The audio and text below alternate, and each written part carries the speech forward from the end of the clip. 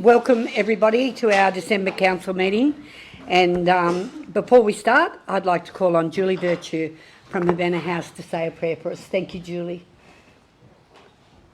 Good afternoon, ladies and gentlemen. Good afternoon, Julie. I just want to thank you once again for being in a fantastic council, okay? I just can't even tell you how much I appreciate every single one of you. Okay, let's pray. Father, we just want to give you the glory and you the honour for this council, for every single member right now. Father, even if they don't know it, you put them in this place. And Father, you will empower them, you will hold them, you will lead them. And so, Father, we pray for wisdom, we pray for unity, we pray for direction in regards to the decisions that need to be made in this meeting. Father, I just pray for each and every councillor that they are blessed, that their families are blessed, and that they have a really blessed Christmas and some time off. Father, we pray for the Mayor. We pray, Father, for her constant protection and direction and grace. And so, Father, as we continue on into the next year, that there will be a constant direction of how this town should go. Father, we thank you for your covering. We thank you for the blessing of living in Forbes. And so, Father, I just pray your grace, your mercy, in Jesus' name. Amen. Amen. Thanks, Julie.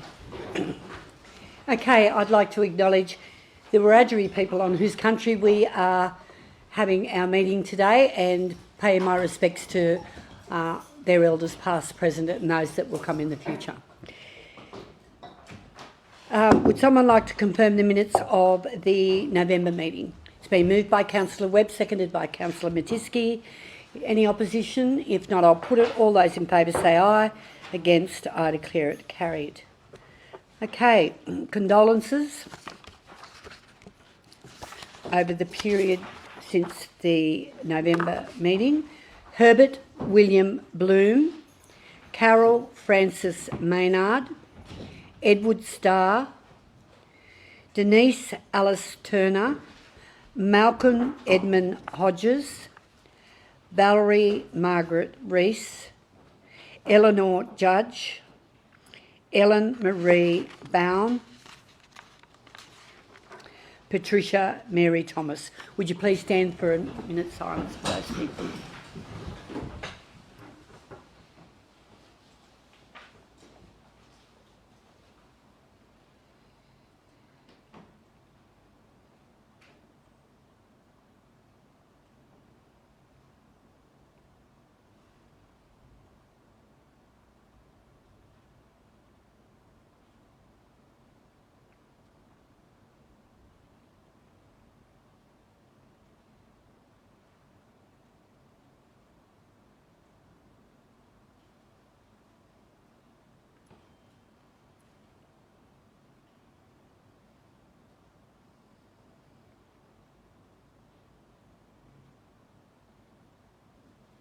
Thank you. Move a letter of condolences sent to the family. It's been moved by Councillor Roy Lentz that we send a letter of condolences to the families, seconded by Councillor Herbert. I'll put that. All those in favour say aye. Against, I declare it carried. Okay, we're going to meet some new staff members, or some that have gone into different roles. So I'm going to hand over to our Director of Corporate Services. Thank you, Madam Mayor. I've only got one new staff member to introduce today, who Isabel Pearce, who will be joining our finance team as financial accountant. So we'll get you to come down, Isabel, and introduce yourself. Isabel will be having fun doing fun things like the QBRS, the monthly finance report, which you'll see in this council meeting, financial statements, etc., etc. Over to you, Isabel, to introduce yourself. Thanks, Stefan. Finance is fun, so that was the first message on my first day. I'm Isabel. I grew up in Parkes. I've worked in between Parkes and Forbes the last 10 or so years in insurance, financial services and banking. So really excited to join Forbes Shire Council, and I look forward to the opportunities that are in front of me. Thank you. Welcome, Isabel. Okay, I'll hand over to our Director of Engineering. Okay. Thank you. Thank you, Madam Mayor. Councillors, I'll start with Chris Allegri. Probably doesn't need a lot of introduction. I gather you were born here, yeah, in Forbes? G'day, ladies and I'll gents. just finish explaining what you're doing. Yep. He's very keen to get on to the job. So Chris is obviously moving from the outdoor staff. He's moved into the engineering building as our RMCC technical officer, which is the Road Maintenance Council contract. So he does all the inspections on the state roads. So you've got Newell Highway, the entire length in our shire, plus Cowra Road, plus Escort Way, plus Henry Parks Way, including 20 k's inside of Lachlan Shire. So over to you, Chris. Thanks, Richard. Chris Allegri, been Forbes local since day one. Started with council in 2016 as a labourer.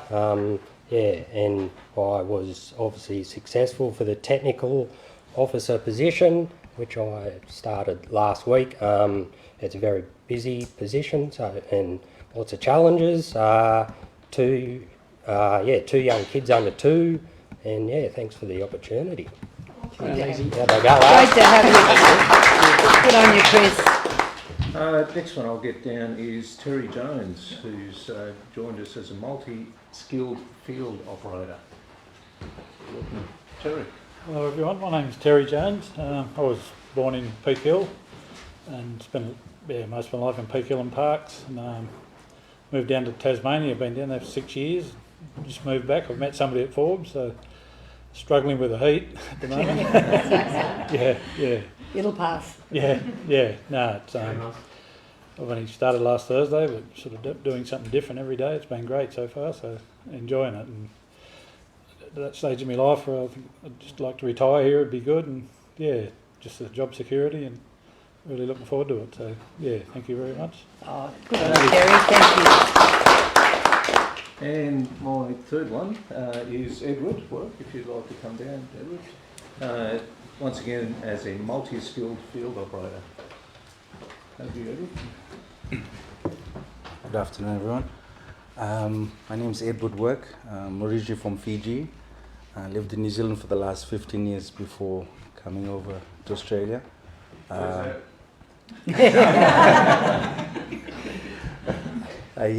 have a daughter that teaches at Redben, and that's how I sort of came through. Visited the place and just fell in love with it, and been blessed to have the opportunity to work for the council.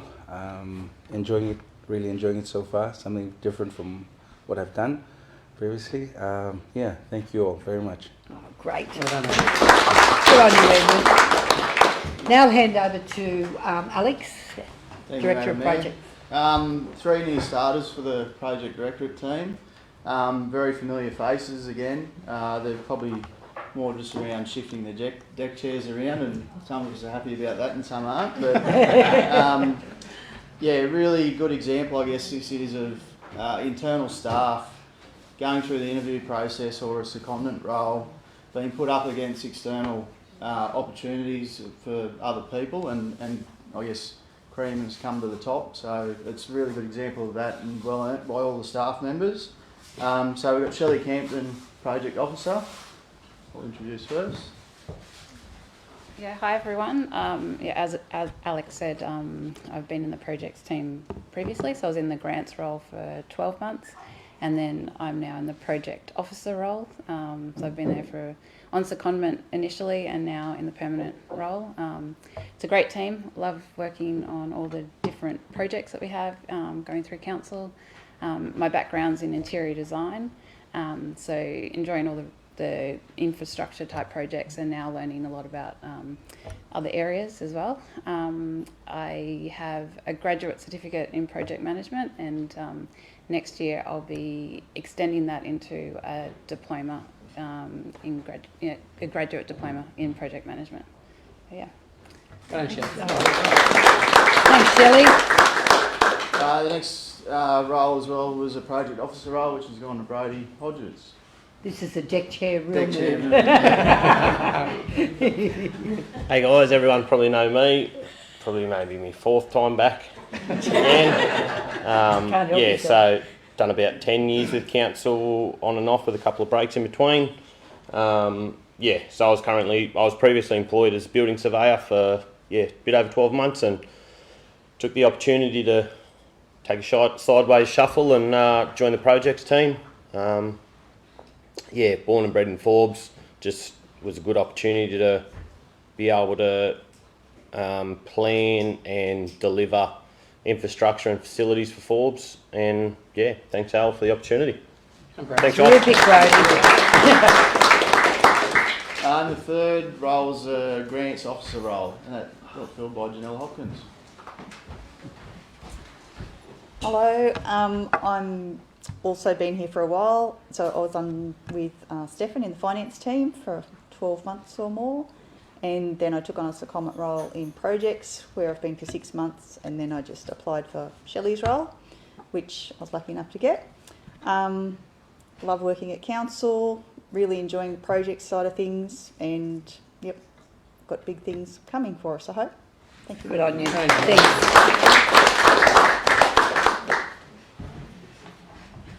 Thank you. Now, very good here. Can you see? Thanks, everyone. Thanks, Kel. Thanks, guys. Okay. I'll hand over to you, Hayley. Good afternoon, Madam Mayor, councillors and executive staff. I feel really awkward being so formal. I said to Matt, how do I introduce myself to everybody? So just a bit of an update on my 12 months since receiving my scholarships from the Country Mayors Association. In that time, I have completed my Cert 4 in Business Administration. So I've sort of tried to pump that out quickly with learning at the same time, but I've also since then gone on to my diploma in business studies, and I have a module left remaining till I'm finished with that one. So during that 12 months, I guess, I feel like the time's gone so quick and so much has been pumped into that amount of time. And I think like with council, you know, you sort of take on a lot more responsibilities, and, you know, most people think, oh, that's not my job, but you just do. Like, you take it on and learn as much as possible. But yeah, I'm even still now, like, to win a scholarship and an award like that, to me, even after 12 months, it's sort of like, oh, me? How did I so I'm thankful for being put forward as a recipient on behalf of council for that. And obviously a big thank you to the Country Mayors Association, being the recipient of their inaugural award. That's pretty cool to have my name on that, and it's out the front now. Matt, I've popped it out the front on the shelf with all the other awards. But also to big thank you to like Matt, my director, and my manager Anthony as well. So you guys are always like the biggest pillar of support, and never sort of too busy to have a quick chat and just remind me that it's okay, you can do this. So yeah, it's been a really big 12 months, and and just looking to the future, a few little things happening in the background. So yeah, that's been my 12 months. How good's that? Good on you. Thank you. And just for the record, it's going to Maureen this year. We weren't even a bridesmaid this year, or we might have got you a second one. But anyway. Yeah. See you, Hayley. Thank you. Okay, Monica and Marie, you're going to talk to us about the Galari Arts Festival. Good. That's us. Hey, hello everyone. So thank you councillors and executive team for having us, allowing us to address you today. Marie and I are here to talk to you about the Galari River Arts Festival.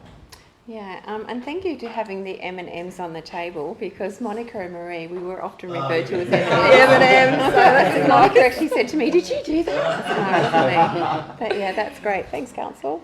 Yeah, so we just came along today because we'd really like to thank Forbes Council for being one of our biggest sponsors for the River Arts Festival. And yeah, we just wanted to tell you a bit about Ripple, which was held back in August. But before we start, Monica, our local historian, is just going to give you a bit of an outline of the past for River Arts. So as it was known then, the biannual Kalari River Arts Festival began in 2011.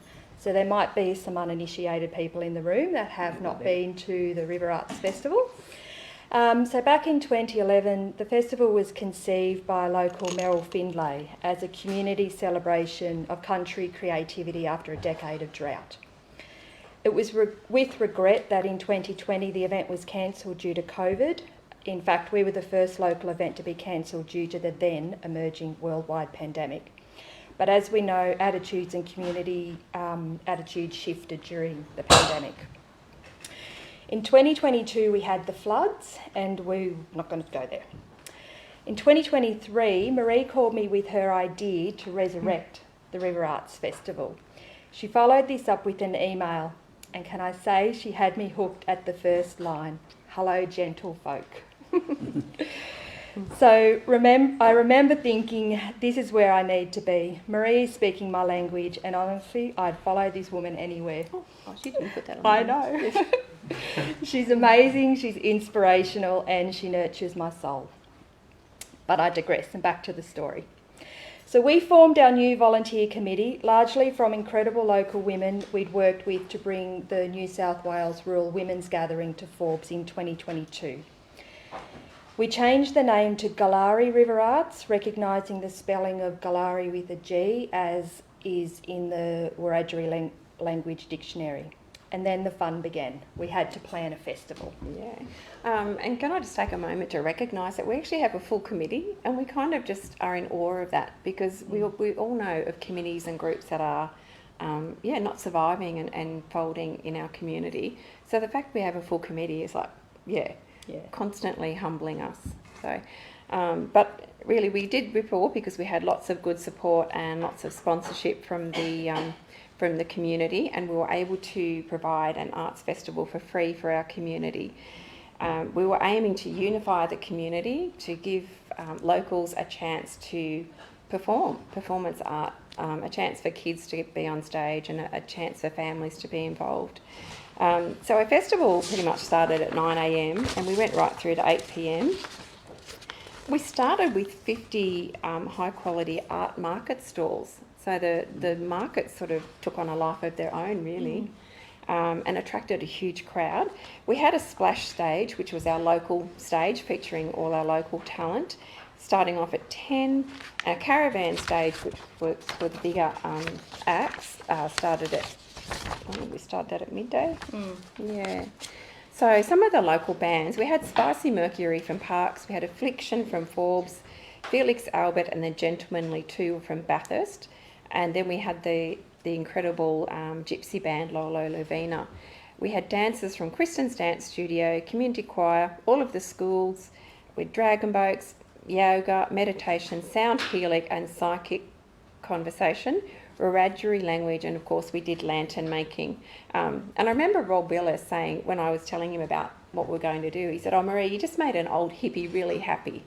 So I'm glad we sort of floated someone's boat on that day. We ended the day with a lantern parade across Bates Bridge and into Lions Park, and then we had a bit of dancing under the stars to the gypsy tunes. Our humble thanks go to Councillors Matisky, Herbert and Clark for supporting us and joining in the lantern parade. None of this would have been possible without your support and that of Council's amazing events team who helped set up and pack down the site. Some of the highlights for us and benefits for Forbes, we had a 90-year-old lady saying it was the best day of her life, and she participated in the parade and danced like a schoolgirl, and she told us she was finally free to be herself. Oh. And I thought after 90 years, we gave something back. Yeah, we gave something back for this lady. We had a local storeholder tell us the best market she'd ever been to and the first time she'd ever sold out. I think even the Rotary Caravan sold more sausages than they'd ever done in an event before as well. Seasoned storeholder Catherine from Ugara said it was the best market of her life. And she caught up with us at the barbecue championships and said she made the biggest profit ever at our festival, and it was the most pleasant she'd ever dealt with. So that was pretty cool. Seeing the beaming smile on the police officer's face when they dropped in to ask how they were going. It was such a wonderful day with community. There was no incidents that needed the attention of the police. So yeah, they were quite happy. Quite happy. Families came and went during the day. Some families came and went up to three times. Like they popped in for an hour, went, came back. And we feel that happened a lot during the day. Kids were riding their bikes downtown just to hang out. There was a lot of rekindling of friendships, people that hadn't seen one another for a while. And it was a space in our community to sit and talk without the need to spend money. And sit they did. The families who felt safe can enjoy a simple picnic without the financial burden of purchasing food or paying admission. There you go. So some of the benefits, so these are the benefits that we feel were a highlight for us as committee members, but some of the benefits of the River Arts Festival for you as a council. So it highlights local talent and brings together diverse sectors of our community. The River Arts Festival really nurtures country people's sense of place and brings us a sense of pride. It gives rural people opportunity to tell their own stories and celebrate our own creativity. It attracts visitors to the region, which of course boosts our economy. It produced a lot of media coverage, which promoted the Forbes region. I think we were on 2 local newses, and I think we made the national news. Do we? Oh, there you go. It expands the network of supporters who are keen to help and organise, participate future events. It offers new visitors new visions, of what can be achieved when people work together, and it enhances our livability, our cultural and social sustainability. Is it me? Yep. So the feedback was universally positive from the locals and visitors. Many commented that the festival was the best thing they'd experienced in Forbes, and we are now telling friends and family not to miss the next one. So I think it just speaks to the livability of Forbes. Like, Forbes is a pretty cool place to live. I mean, we obviously all love it. But for people that come to us from away, it's just something else they can, like something in the creative strand that I think sets Forbes apart. Yeah. And Today. Why we're here today, we're on a mission to ignite the creative spirit of Forbes. So imagine a world where creativity isn't just a luxury. We believe that art and creativity have the power to connect us on a profound level. It can break down barriers, foster empathy and inspire us all to dream big. By celebrating our diverse talents in the community, we bring a sense of belonging and pride to everyone. And Forbes Council's continued support contributes to our cultural richness, and it makes a place where art thrives and everyone feels valued. With adequate support, the Kalari River Arts Festival could help transform Forbes into the cultural hub of the region. But as we lean into the very early stages of planning for the 2026 festival, we need an increase to our in-kind financial funding to at least meet the CPI increases. So our in-kind hasn't changed since the festival started in 2011. So our in-kind, we're trying to squeeze everything that council provide to us in that space and stretch it as much as we can, but we just need an increase so we know how we can go forward with 2026. And how much is that in kind, just to refresh our memory? It's 5,000 over 2 years. Yeah, but what we were trying to squish into 5,000 from council was the events team for the setup and the pack up. Yeah. We used some accommodation at JREC. We had security overnight. And then I think we also used the sound system. So 5,000 a year for the 2 years? So No, 2.5 a year, so it adds up to 5,000. Oh, right. I think we can sort that out. So, yeah. And we've got to close roads. And so it's all, I guess... So how much were you thinking? Well, we might need to ask Jolene for an updated quote, I think would be best, because when we realised it was $760 to clean the toilets, we said just cut that off and we'll do it, because we needed the money. So, I'd like the chance to just talk to Jolene and offer you an updated version of what she feels. Yeah, because Can you we- make a note of that we will do that? Thank you. Yeah. Grant money from Evolution Parks or Evolution Westwall. Yeah, no, parks. But I think the structure of the grants are changing, Brian. Like, so we actually got 3,200 from Evolution Parks, and that covered our, what we call the local stage, like the splash stage. And we got funding from Arts Out West. I think they gave us 1,500. Yeah, so and we're doing this whole thing on a shoestring budget. I mean, we obviously do it because we love it, but our budget was 32,000. It should be Yeah. new Evolution Westwall. Yeah. They're totally different. We actually have someone speaking them today on our behalf. Yeah, just so we can learn the grant structure, because I think they will be combining the grants eventually. Like, yeah. Yeah, I think they will. Yeah. Can I just ask Yeah. the amount of people that or attendees? Do you have any numbers at all? We estimated 3,000. Yeah, because we had people coming and going all day, and it was really hard, Steve, because we had the local stage and this awesome sound system, but everyone could hear it all over the park. So they could be shopping at the 50 stalls and markets that we had and still hear everything on the main stage. So sometimes you were looking at like an empty place in front of the stage, but the crowd was in the background. Yeah, and that changed during the day. But yeah, we estimated 3,000. Someone drove their car from the middle of Wombat Street, couldn't get a park, actually went home and parked and walked back because they had to walk that far anyway. I mean, that was feedback for us too, to sort of better organise some parking and signage. But so we knew that all the streets had been parked out at least to the middle of Wombat Street. Your event's only every second year, is it? Yeah, we haven't got the energy, mate. We're still working full time. Like we pack a lot in, but the festival's every 2 years. We are planning. The early stages of planning shall we? Film festival for next year. So For 2025. 2025 is the film festival for Forbes. Yeah, it's going to be very fantastic. Yeah, so but in the lead up to the film festival, we're doing work with youth to provide opportunities for youth to learn filmmaking experiences, things like script writing, filming, makeup, hair, makeup, editing, sound. Yeah. So we're so next year's really just about we've got 3 events. It's early stages. It's already funded.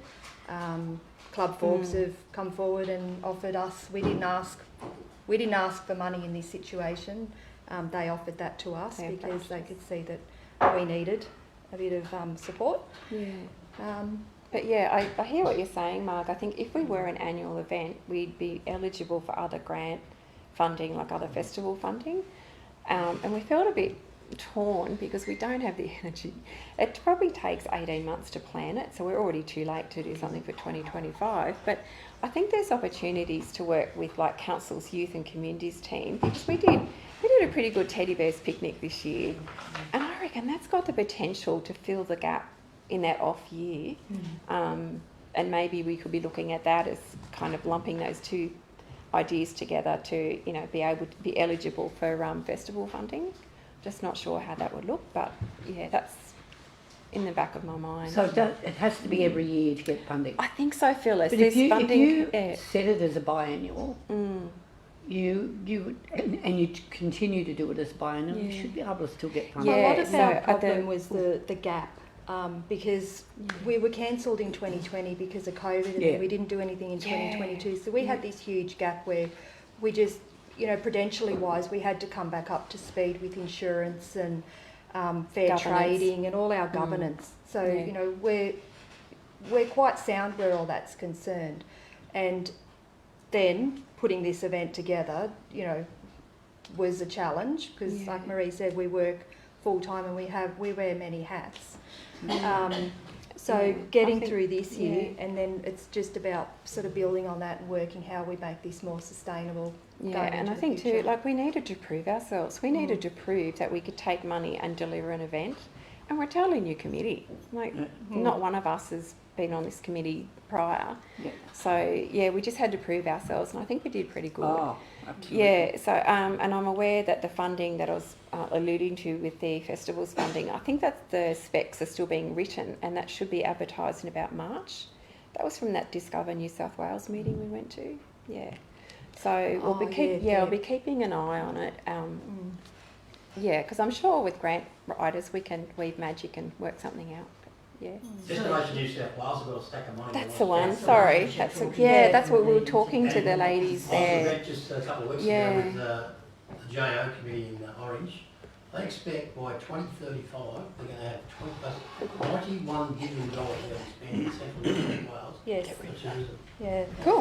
So we're already talking to Destinations New South Wales with that seed grant funding, and we've been approached, you know, for other people to take this event on, but we're sort of keeping it grassroots, keeping it Forbes. We're mindful that this is a Forbes thing. It's not something that we want to pass on for anyone else. What I'm saying is a lot of I just money want to get rid is of the sort site. of Yeah.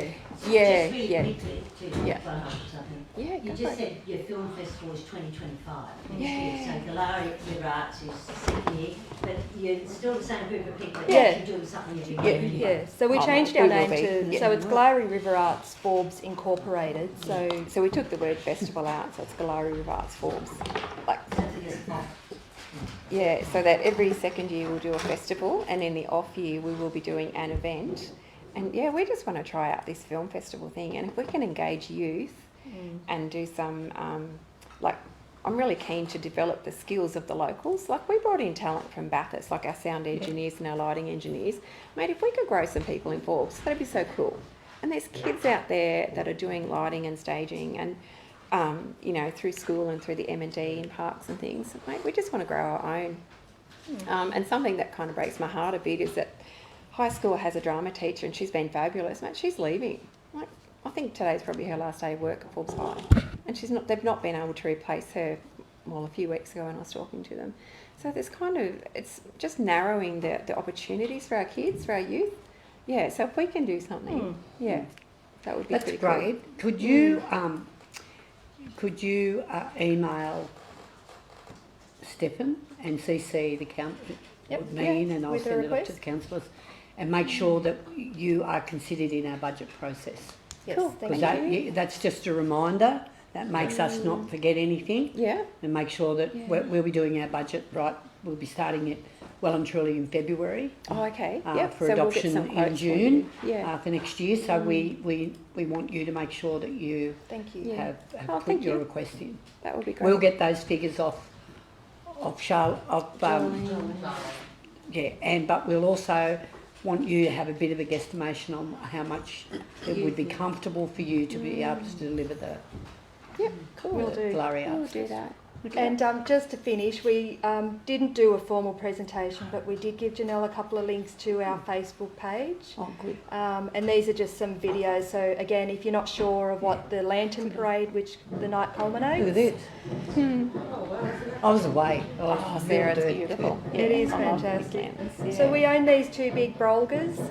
Community make this year they made Bogon moths. I don't do that. Yes, thank you. The big ones, yeah. They're our famous River Arts drums. Yeah. That's another asset we have created.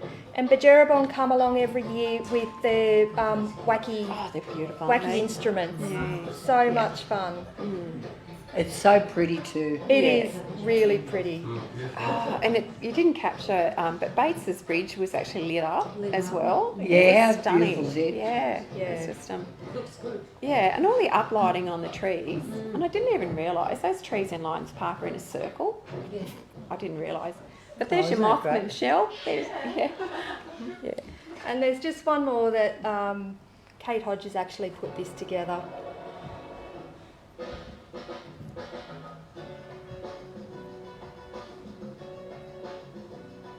This is great footage for you to put in if you're going for funding.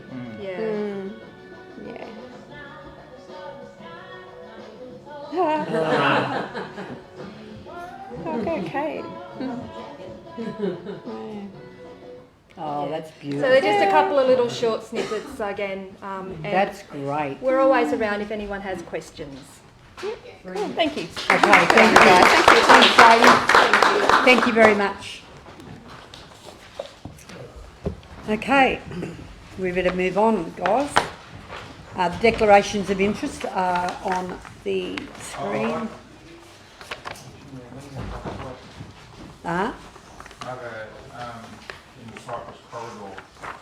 The- I need to excuse myself.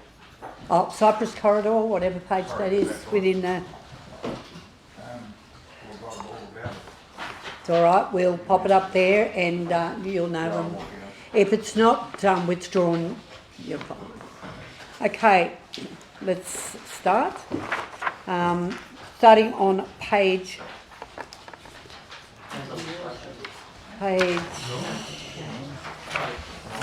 9.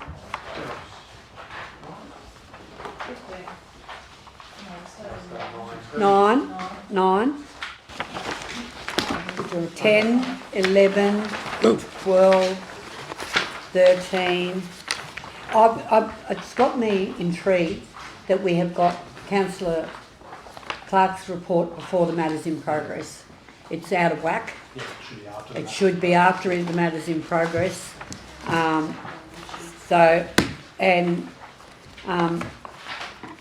going to start on page 15, 16. Yeah, can I just do 1, 2, 3, 4 and 5 on that and then we'll just... The whole page? Yeah, whole page, yeah. We're not mucking around today. Now, I just want to remind you we need to be out of here by 5:30. That's why I'll do it all in one go. Page 16. First one. Number 6, Councillor Matisky. 17, 18, please. Number 15, please. Number 15. 19, 20, 21,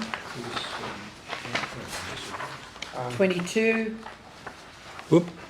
23, Page 20. page 20, and what number? Warringah School. What's the number? What number? Oh, 29. Oh, 29, sorry. Yeah. I've got 2 years left. Oh, you weren't here when we changed that, right. Right. 21, 22, 23. Yes. Yes. Number 44. Number 44. Councillor Sweeney. Beg your pardon? 41. 41. You want 41, Councillor Matisky? Okay, 24, 25, 26, 27. Just back on 26, number 56, we're going to delete that. You can do it now or you going to do it later? No, we'll do it as we're going Okay. through. 27, 28. Can I have 27 number 66? 66, Councillor Herbert. Pick up sticks. Okay, 28, 29, 30, 31, 32. Right. 29 because the question said it's going to be done later on. Yeah. Now, what are you saying? The questions, or the section 355 committees have been done later in the papers. So you don't need to withdraw that, right? Page 30, I don't know what that would be, during the loss of grain. Grain storage, 78. Right. 31. Can I have 79, sorry? This is going to be a good day. What was the end? Michelle? Now, 31. Is there any takers? No. Right. 33. 33, and I will withdraw that. And You can, I was going to do it either way. 33. 34, 35, 36, 37. Yes, please. 37, Councillor Webb. That takes us right through. and- 47. Thank you. 47, 48, 49, 50, 51, 52. Yeah, 52. Councillor Roylance. 53, 54, 55, 56, 57, 58, 59, 60, 61. Just an item on 61, or I'll take the whole lot, I don't care. 61, I'll write you down for page 61. Thank you. 62, 63, 64. There 64. 64, that's Councillor Herbert. 76. Thank you very much. I like it when I've got my secretary on the ball. 76. 76. 77. That's the one you want, Brian, isn't it? 70, you want now? 76. Well, 75 you'll take. If it's to do with the 76. equestrian centre. No, 76. 76. Yep, 76. Right, we'll flick through that user guide and we're going to go to 85, Where are you? 86, 87, 88, 89, 90, 91, 92, 93, 94, 95, 96, 97. How good is that water and sewer report now that we're getting those by our new manager? Fantastic. Unreal. Absolutely fantastic. Yeah, he is a rock star. 98, 99, 100, 101, 102. They're rock stars. 102, yes. Good on you, Councillor Matiski. Whoops, where are you? They've done a brilliant job. 102. 103, 104, 104, Midnight. 105, 106, 107, 108, 109, 110, 11. You could work that out? I was confused. 129. Thank you. I just want you to know Wombat Lane is not on there, just for the record too, which I will let you know when we get to that item. Okay, 129, 130, 131, 132, 133, 134, 135, 136, 137, 138, 139, 140. He's also a rock star on what he's been doing. 141. 141. Yeah, could I pull that, please? Already Just a got query. it. Oh, We're you all going got to go on it. it. Everyone's Sorry. have a go at it. Okay. I'm sure of it. 141. 167. Thank you.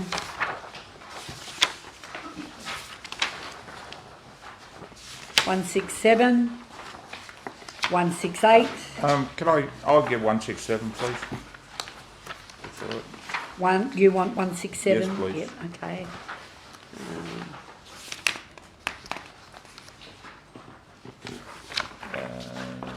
168, 169, 170, 171, 172, 73, 74, 75, 76, 77, 78, 79, 80, 181, 182, 183, 184, 185, 186, 187, 188, 189, 190, 191, 192, 193, 194, 5, 6, 7, 198, 199,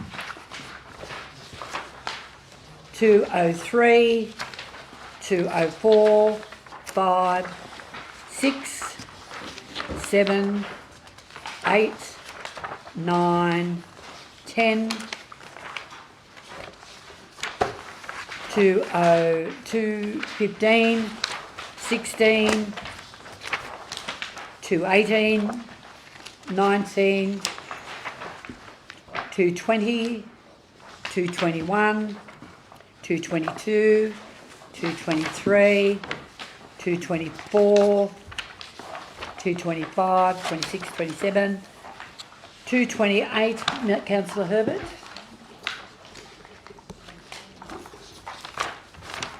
Okay, over to our... 169, just like that. Beg your pardon? On page 169. Sorry about that. Skip through quickly.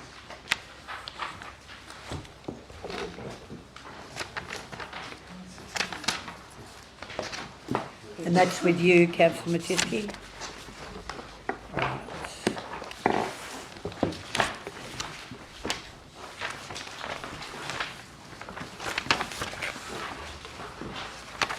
Okay, starting on page 7,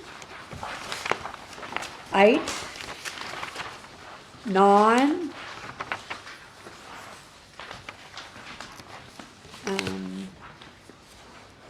Just a query on 10, please. yeah. We might just pull that and then there's often, I'll Do just the whole put you lot? at the beginning of it, No, just 10. Councillor Karadiana, so that Do the anyone whole that lot. wants Yeah, okay. to have a comment, you'll get first bite of the cherry. Okay. So we'll move through and the next page is 17. Yeah, I'll do that. Well, we're all probably going to do it, are we? Councillor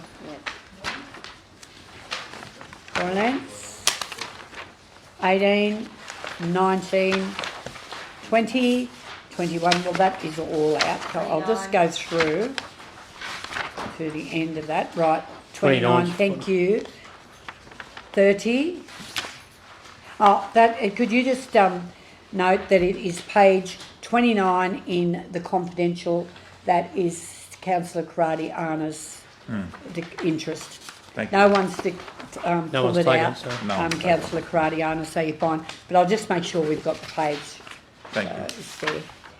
32, 33, 34, 35, 36. I might just bill you in on page 34. I'll take that. Doctor. Yeah, 34, 35, Okay. 36, 37, 38, 38. You certainly can. 40, 41, 42, 43. Whoops, whoops. Yes. Yes. 42, is it? Councillor Herbert. Yeah, 42 is the cleaner. 43, 44, 45, and then we go through. 56, Thank you. 57,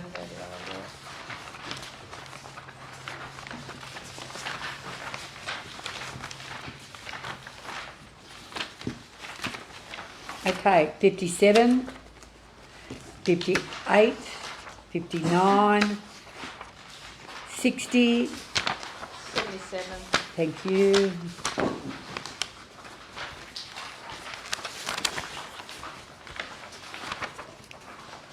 Okay. 78, Yeah, I'll do that one. 79, 80, 81, 82, 81, 81. 81 I've put you on. That was the beginning of that report. 81. 81 I've done that. Okay, 84. Yeah, I'll do that one then. Well, we all will, eh? And the next one is 87. That's it. Yeah, let's pull that one there. 87. Oh. I'll do it. We're all going to do the whole lot. I'm not sure who the winner is, but I'll count them up later and send you an email. Thank you very much for the participation. You want to get out early, Dan, not Yeah, I shouldn't have said it. Big mistake. The winner is Forbes Shire. Everyone's having a go.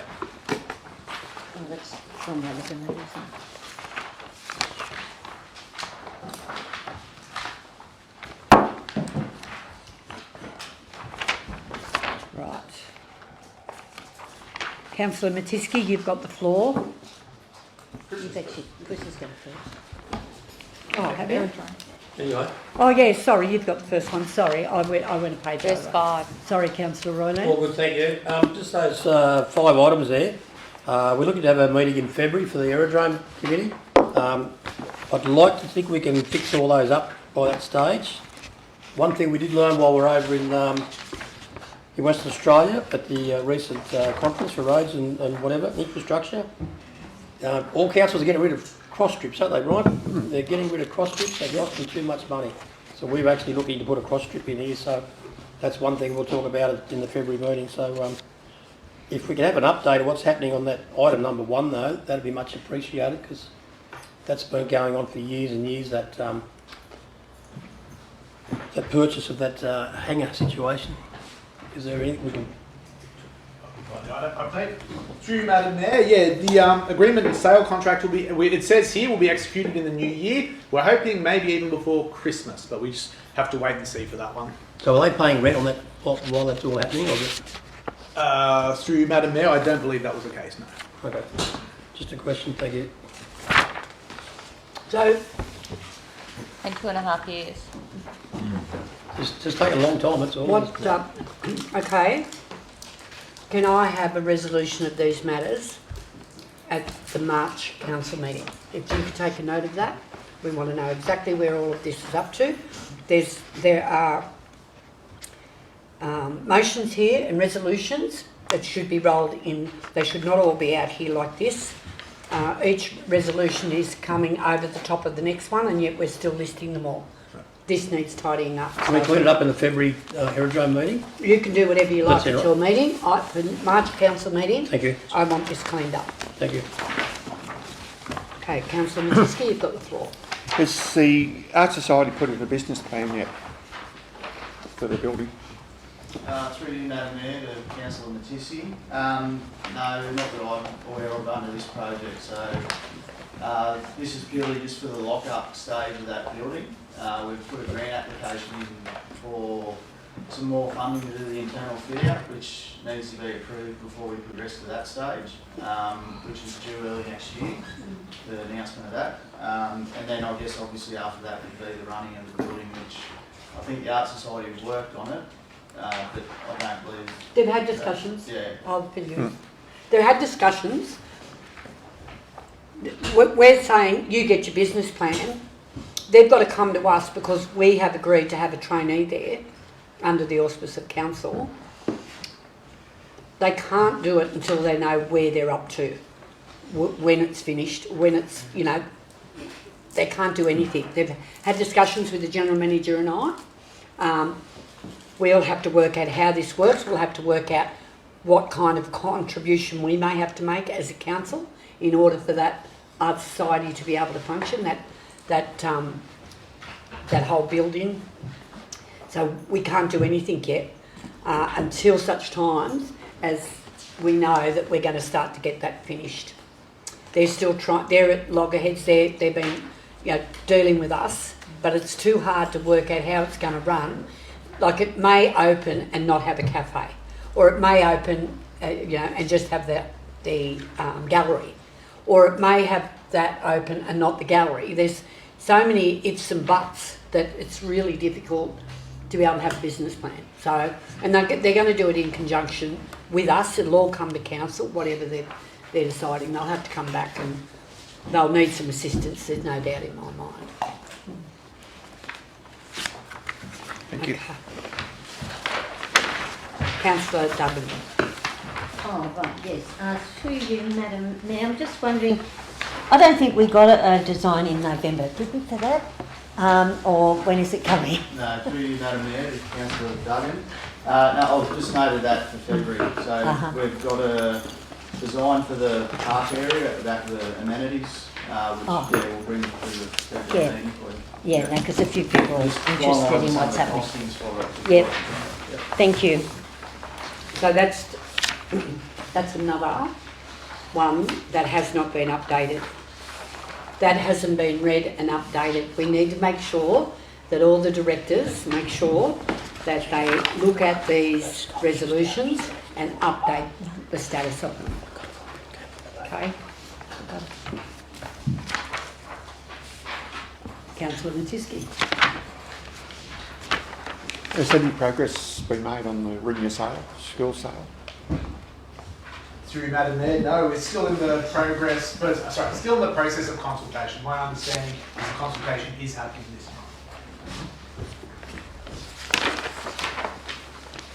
Oh, you might as well stand up. This is your next again. What's my next one? It's the event signage boards. Have we progressed with any? Originally, I'd like to have seen a screen up on Field, Hazel and Field, in preference to a trailer, but how are we progressing with the signage? Yeah, through you, Madam Mayor, to Councillor Matisky. We've received 4 quotes this month back, so we'll just assess them. There's a really wide price bracket between the lowest and highest, so we'll have something through to you for February. So that's another one that should have been updated, that it would be coming in February. It's got that we were going to get it here in December. Madam Mayor, could I just ask a query on that while we're at it? Yeah. Just what size will that screen be? Do you have any? Through you, Madam Mayor, Councillor Crady, I'm not sure exactly the size. I'll get back to you on it. Yeah, thank you. Similar to the one they've got in Ugara is what we've sort of. So they're pretty big, aren't they? That's why I was just. And then there's also mobile use for it if it's not getting used for. So would it be a trailer screen, not? Yeah. Yeah. Right. It's not a big white sheet, is it? No. That's what you were saying. Councillor Sweeney. Yes, just on the closure, the load limit reduction in Brown Street. When Southern, I don't know who I'm meant to ask, but when Southern Cross is closed due to a flood, where does the heavy vehicle go if they want to access the new highway? I know the idea is the Northern Distributor, but I don't know if it's been changed or not, but the Northern Distributor was, if you're in a 26 metre HMLB double, 68.5 tonne gross, you couldn't use the Northern Distributor. Has that been changed? Through you, Madam Mayor, to Councillor Sweeney. No, it hasn't been changed because the B-double access is currently to the recycling facility. Although there's going to be big changes next year with the upgrade of the rail crossing. You may, if you've been there, notice that they're getting ready for the boom gates and the lights are up. They're not operational yet, of course, but so will the load limit reduction, because if you've got a truck coming from, say, the Jerrabong way, Southern Cross is closed, you can't get, not Southern Cross, what's it called, down to the lake?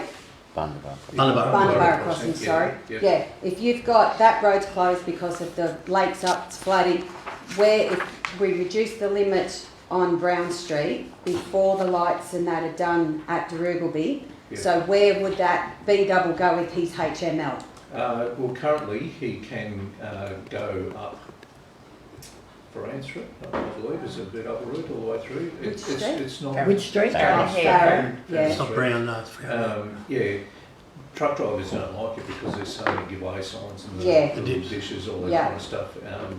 But it is available for them. They can use that, Yes, they can, and that takes them to Johnson Street and then out that way. Yeah, so once they finish that upgrade at Darugalby at the railway line, will you be able to get a HML heavy vehicle through there? That was always the end game. It Yeah. was originally built to that entire standard. Yeah. ARTC wouldn't allow us to put road trains over the crossing until that upgrade was Until they've done that. Once that's done, it'll be road trains all the way through and also to HML standard. Yeah, brilliant, thank you. Very good. Well done, Sarah. Very good. Talking about the trucks. Those more Thank you very much, Councillor Sweeney. Councillor Excuse me. You'll have to give us all the lesson again. Righto.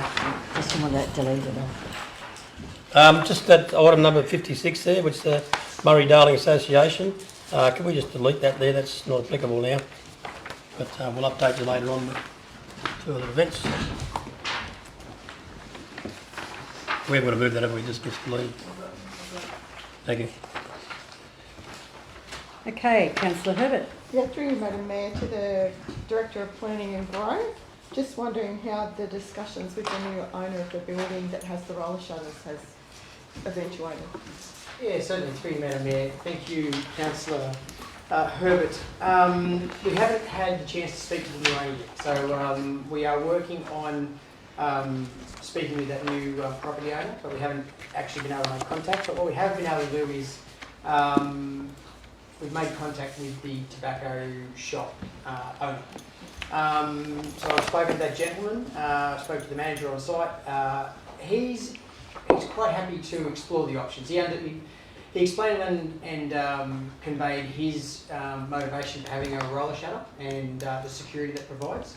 I also conveyed that we don't prefer to see roller shutters, they're quite confronting, but respect his position for security. So I've said we need to come up with some solution that, obviously when it's in operation it's up, you don't necessarily see it, but when it's down, that's when the main impact is. So he understands that we'd like to see some sort of wrap placed on the roller shutter that would display like some heritage photos or a heritage shop front, so it doesn't look quite so in your face when it's down. I'll provide a further update when I have more. I think Kath, you've been working on trying to get that done. Fortunately, with the economic development team, they're their liaison trying to get that kind of thing done.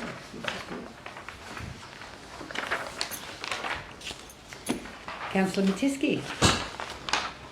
Negotiations with the Lawson Grains, have they been completed? They certainly have. You, everyone.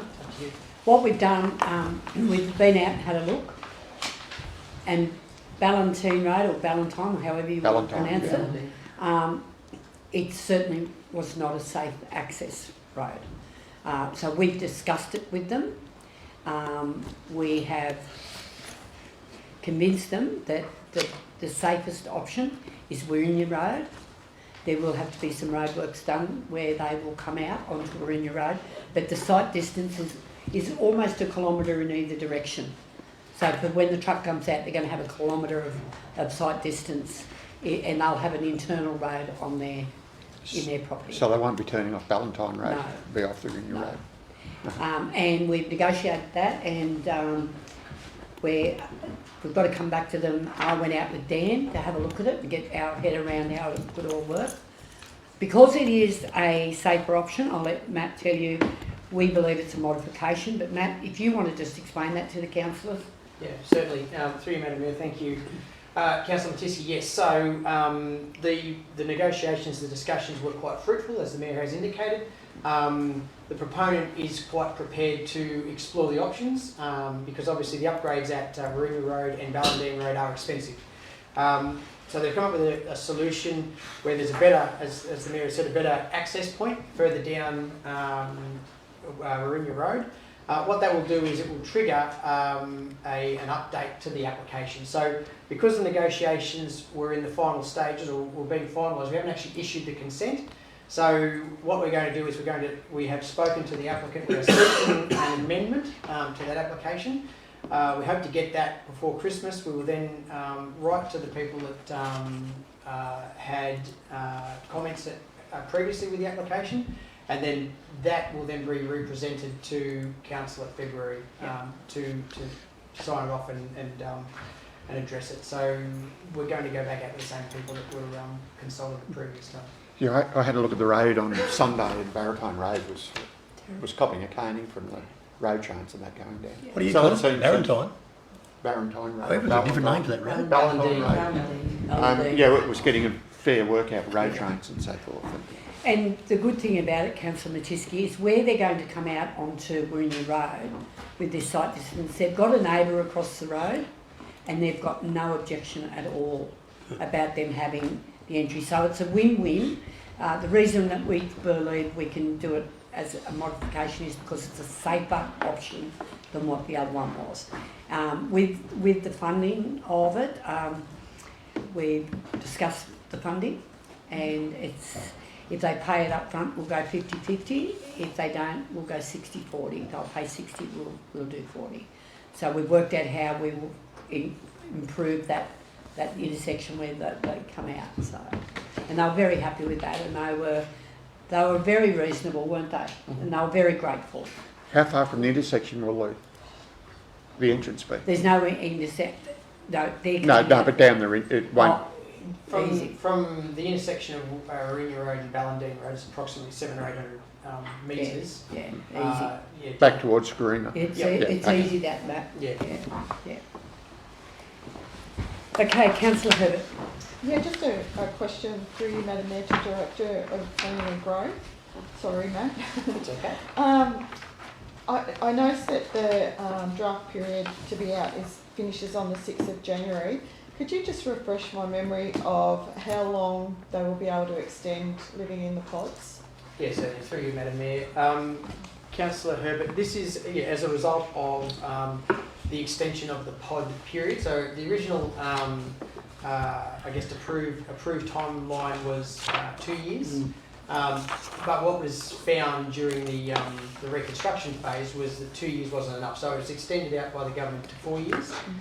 But what needed to happen was we needed to reflect that in our local approvals policy to allow temporary occupation of these buildings. So what this clause, this resolution does is it seeks to regularise what is the government telling us and putting it in our local policy, but it's going to allow 4 years of approved pod occupation for residents. Okay, so I've got a question about, is there more that we can do to make the reconstruction happen quicker? Because there's some people who are still out of their homes with nothing done, and this is only a temporary solution for them. Is there a way we can move it along? I think Madam Mayor's going to answer the question. We had a senior leaders group meeting yesterday, and of course Councillor Wellings has done some of these as well. The hold up has been home assessments, and they're starting now. We've had the house package, but we've only just started to get all of that. You've got to go online, you've got to put in your claim, and then you've got to get these house assessments. They're happening as we speak now. You can't hurry it up because there's so many checks and balances on that money that's going to be handed out to those people. So it's been frustrating. We haven't got enough money. We know we haven't got enough money. We most probably in the new year will be doing a bit of media with our local member Phil Donato in relation to trying to get that pool increased. They have now got about 4 or 5 workers from out of the Northern Rivers that will be down here and helping us with our home assessments. So it will speed up a little bit, but they're going flat as a biscuit trying to get it done.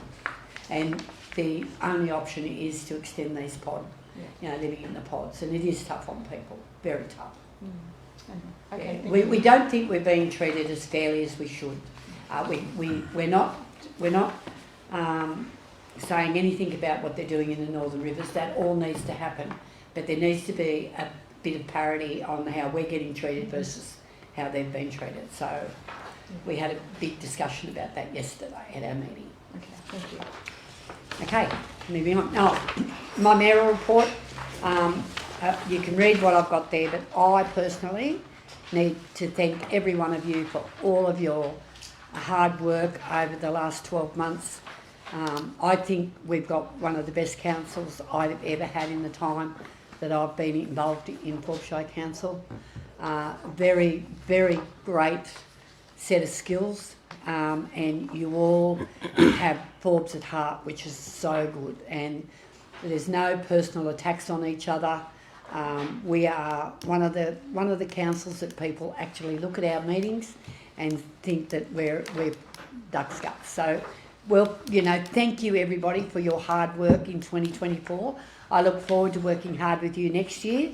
I think we've delivered an enormous amount, and hopefully tonight we've got a little bit of a slideshow so you can actually see how busy your year has been tonight. So that'll be fun when we're at the Mayor's Christmas party. But thank you very much.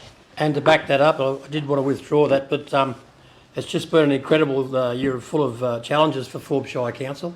And I mentioned this before to Steph, and it's every year we've got a little plan going to do a couple of things, but it just gets stuffed up as the year goes on because it's just never ending what's coming at us. And it's been an enormous year for the amount of things that are happening with Forbes, with flood repairs, with road upgrades, with the financial challenges we seem to have at every meeting, but we seem to get through all that.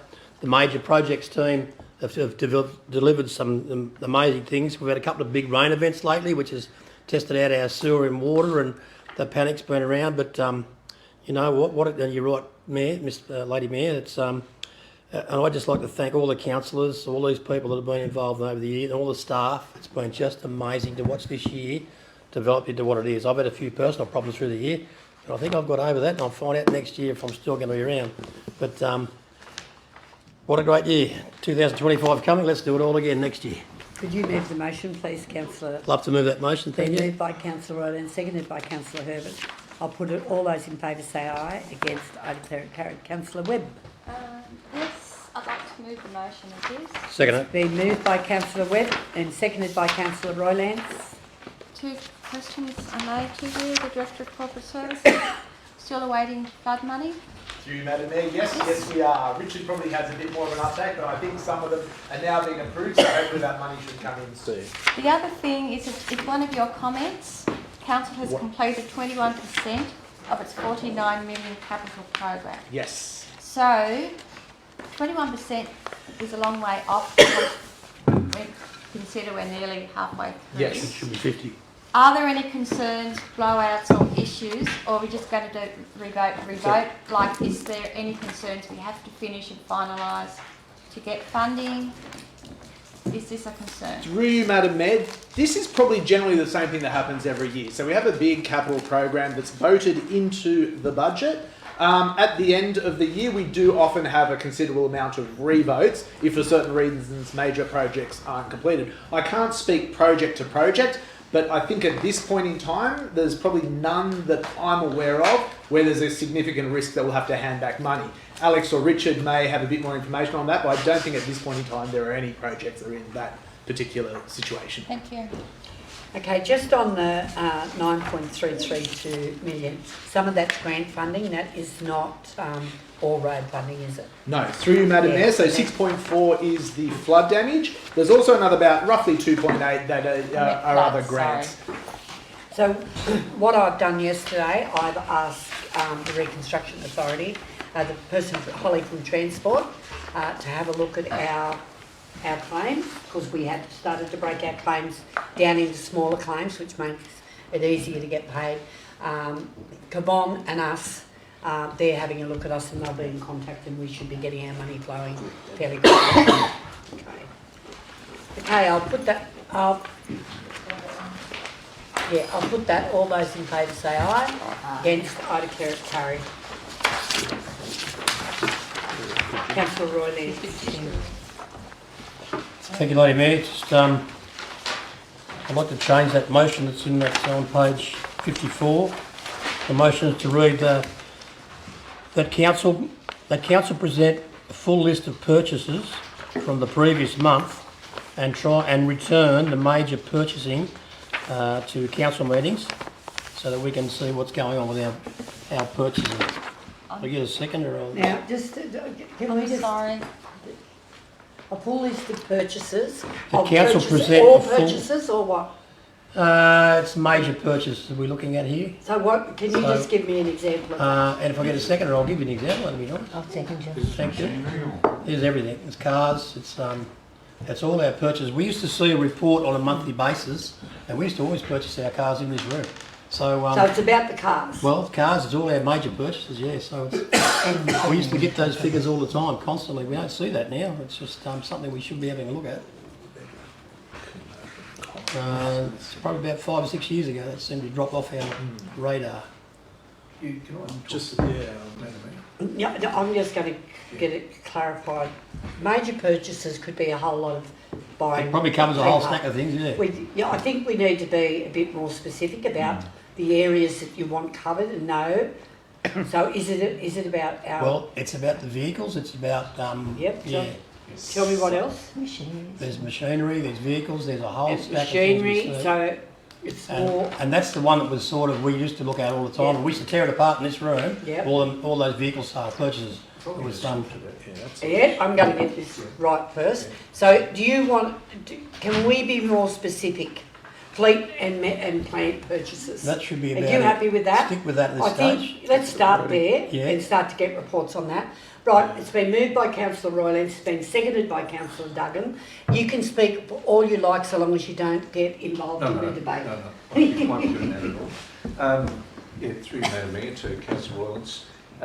Going back, gee, it'd be 10 or 12 years ago actually, you're right that there was that listing, and I believe there was a direction, and this is what we need to research, and Stephen's team will research it through the Office of Local Government, that, and all councils overnight stopped doing it for whatever reason. So what I'm going to suggest is that Stephen's team research whether we can still do this or not, or whether we're in compliance with the Local Government Act, because I've got a feeling, just based on when this was cancelled out, because it happened to all councils, and we just need to make sure that you're Okay, I'm happy to see that. Commercial and Yeah, confidence concerns or stuff. But surely we can still do that anyway. Sorry. Yeah. Yeah, can I ask, are we asking for a dollar cost? Yeah, that's... That'll do for a This is what start. I'm concerned Yeah. about. Is that what we're asking? Yep. The actual costs of machinery, Cars, mowers, and who we tractors? What, and who we bought how it we... from? Definitely hasn't been changed in the Local Government Act. That's the first thing I'm going to I can't imagine it would. You as councillors can ask for anything you like in relation to anything that we are spending our money on. And you can get that information. If it's commercial in confidence, it goes into the blue papers. And that's what it If should it's be. not commercial That's what in that should be. confidence, Absolutely. it goes into the white papers. Yep. Okay? So you can ask for anything that you like. The staff can decide where that report will go. And I can understand if you just want to speak to it now and say why you want to know that. And basically it's about knowing, are we shopping local or are we shopping away, or things like that. Are we And that question's been asked me Yeah. quite a few times, and I can't answer that. I cannot tell anyone out there in the public whether we bought a vehicle from Forbes or whatever. And there's been a few people that said to me, we bought it from Care, and I went, I don't see that. I do not see that, but I don't have any paperwork to tell me. So I don't understand that bit.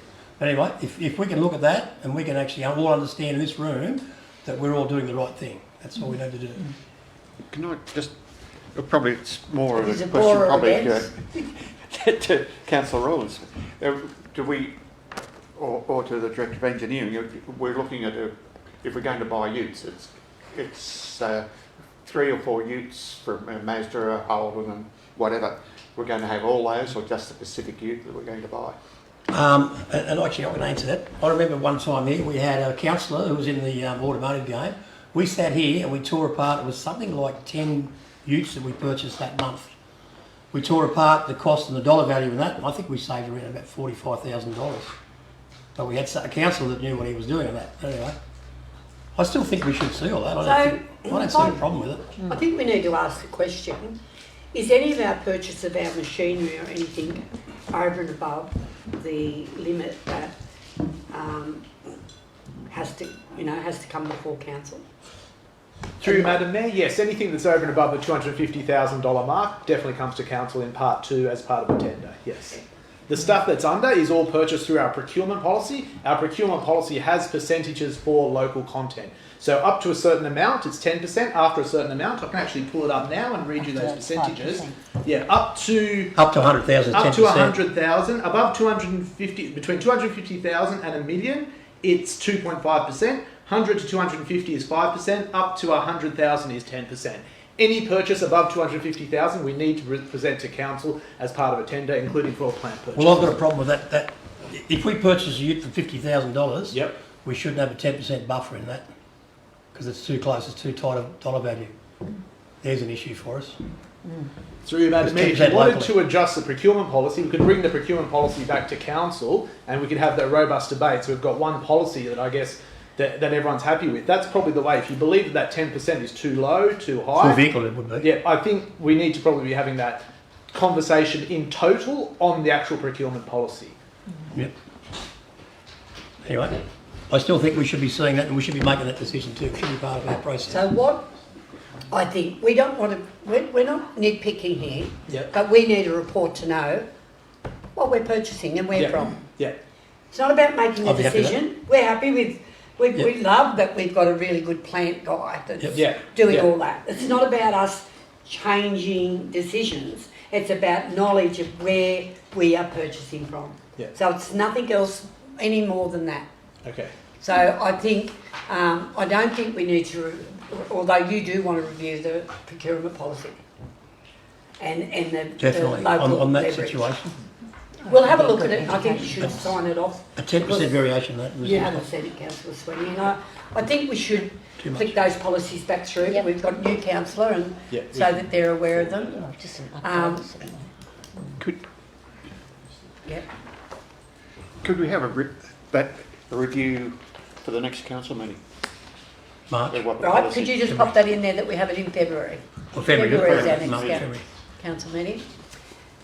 And that we only get reported on the procurement of fleet and plant purchases. Perfect. We get reported on that as it happens. So it won't be a big report, it'll be easy for us to manage. Through Madam Mayor, we currently do have the new plant we purchased in the fleet report. We just don't have who from. You haven't got the information that we require. It'll be a part 2 one though. Yeah, part 2, yeah. Okay. Thank Is you. there any further speakers? Present a full list of fleet and plant purchases. Well, per month. It's per month, isn't it? Anytime they buy it, so just We to do the a next monthly council basis. meeting. Yeah. Present a full list of fleet and plant purchases to council. End of story. In confidential. Part 2. Yeah, well, that's obvious. Right. Any further discussion? I'll put that, all those in favour say aye, Aye. against I declare it carried. Councillor Roy Lance. Just a question on page 61 there, just our fuel sales for Jet A, it's just still not happening. I'm missing what's going on here. And we've had an incident where the Air Am's been landed before, so I'm concerned. More than one incident. Yeah, actually, thanks, Jen, it's more than one. Have we got a problem? We're going to sort this problem out, or what are we going to do? Yeah, so through you, Madam Mayor, yeah, so obviously the sales for Avgas have been relatively constant, relatively high over time. Jet A1, I think there was only 1 or 2 people that actually used it. And so we have had problems previously, so we've had to sort of refill early because the fuel was at the point of going off. So we are advertising, we are on CASA, we are doing what we can, but yeah, we just don't have the demand, so... Well, I think our market, we were targeting the helicopter and the jets that were Yeah. coming in for the health service. Yeah, yeah. Don't know what's happening there. Richard might have some more information about that particular... Yeah, through Madam Mayor to Councillor Lawrence. As I think most of you know, I've been in contact with the Chief Pilot of Solaire a number of times. And it was actually during the LEMC meeting that I spoke to him with there were 2 ambulance officers sitting here, and he said that his permission to land the new Pilatus aeroplanes was only a matter of days away. I think that was a Wednesday and he was expecting it on a Friday. I haven't heard from him since to say whether that was right, that he had actually got that permission, because they're required to fly under the same rules as a normal passenger aircraft, and our runway is not long enough for that. The dispensation he was trying to get was to fly it under the same rules that agricultural aeroplanes fly. Which requires a lot less. But he said the plane itself is quite able to land on our airstrip. It's pilot choice. At the end of the day, pilot choice. Yeah. Can I? But before we go, mate, with the fuel situation, have we got to do a contract with these guys so that we can sell them fuel? Is it? You know what I mean? It's not a matter they just turn up to get fuel. We need to have a contract with Toll or whoever. Well, yeah, one of the conversations that I had with the chief pilot, he asked me whether we had fuel, and I said yes, we definitely do. We've got Jet A1 and Avgas, and he said, oh, that's good to know. And then he asked me whether it was, and I'm not sure of the terminology, but he talked about overwing filling. Yeah, and that can create a bit of a difficulty, particularly with that King Air, because the leading edge apparently is very, very sensitive, and even a scratch has to be tested to make them airworthy. So he thought that may be an issue, but and I assume the King Airs run on the Jet A1, not the gas. I don't actually know, but yeah, there's still a few issues there to be resolved about how we do it. I then went and took photographs of our facility and sent them to him so that he knew exactly what he was dealing with. Okay, a little bit more work then. Can I ask a question? No, not first. I've got Councillor Fraser. Just a query, please, a bit of a heads up. So if we've only sold 193 of Jet A litres in November, how much fuel are those, because my memory, those tanks are quite big that are out at the aerodrome. Sorry, so how much fuel have we bought in? And the other concern is like condensation. If we're only buying, like, let's say 400 litres or 600 litres, there's an area, a buffer, obviously it'll have, is there condensation then holds in the tank also? Yeah, through you, Madam Mayor, to Councillor Crottiana. The condensation gets drawn in just from the atmosphere, of course. When the levels go down and up and down and up, and that's when it gets drawn in.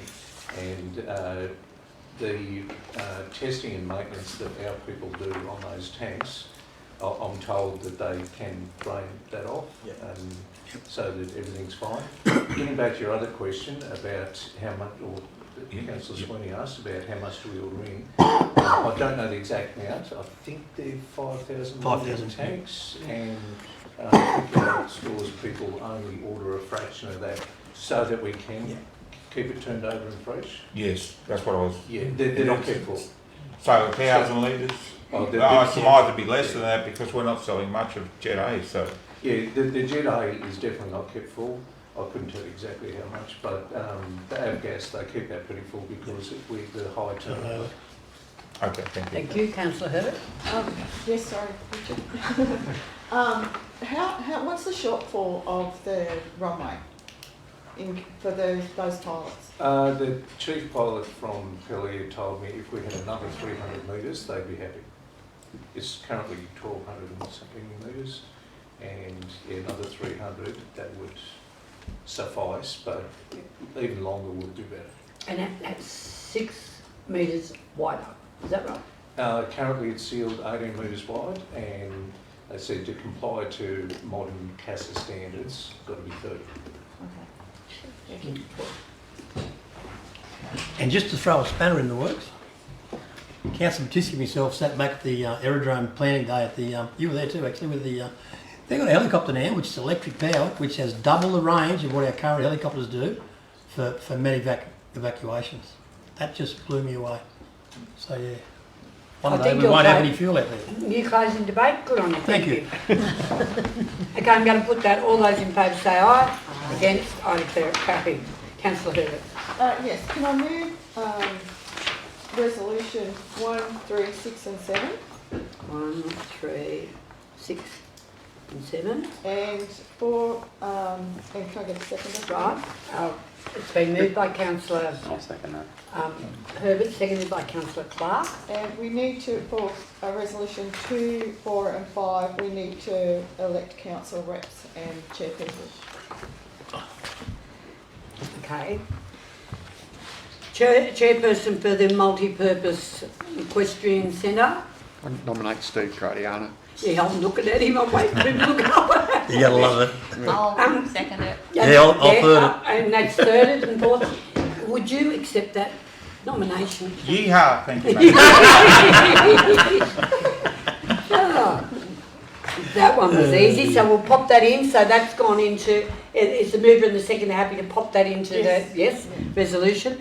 2 councillor representatives to the Public Art Advisory Committee. I put Councillor Herbert on. You've got to have a second council and I'll nominate myself for that. That's great. Well done, thank you. Back him up with you. Is everyone happy with that? Absolutely. Tisky and Herbert? You beauty. I am. What a great day. And we need the chairperson. This is not going to be a 355, I don't think. I think we'll leave that one out, and that you will elect your chair when you meet. Okay. With the Art Society people, I think. You know.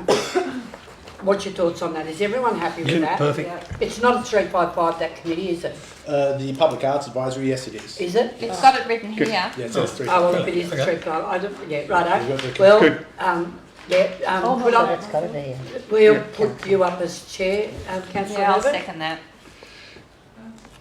I think with the members, voting members, we'd need to have probably 2 or 3 representatives of the Art Society. At the moment, if you've got 2 councillors, there's just one from the Art Society, one from the Dreaming Centre, and it's council Yeah, based, I and that's, You definitely need more than one. yeah, and I think, 2 or 3, say 3 for So the Art can we Society. adjust that constitution that's in here that, yeah, I've done that in my book. Yeah, I've put 2 or 3 from the Art Society. I had 2. But they don't have to be from us, they can be community And wherever members. there's general manager in all of these, you have to put or alternate. We're in that position, and we need to make sure in all of these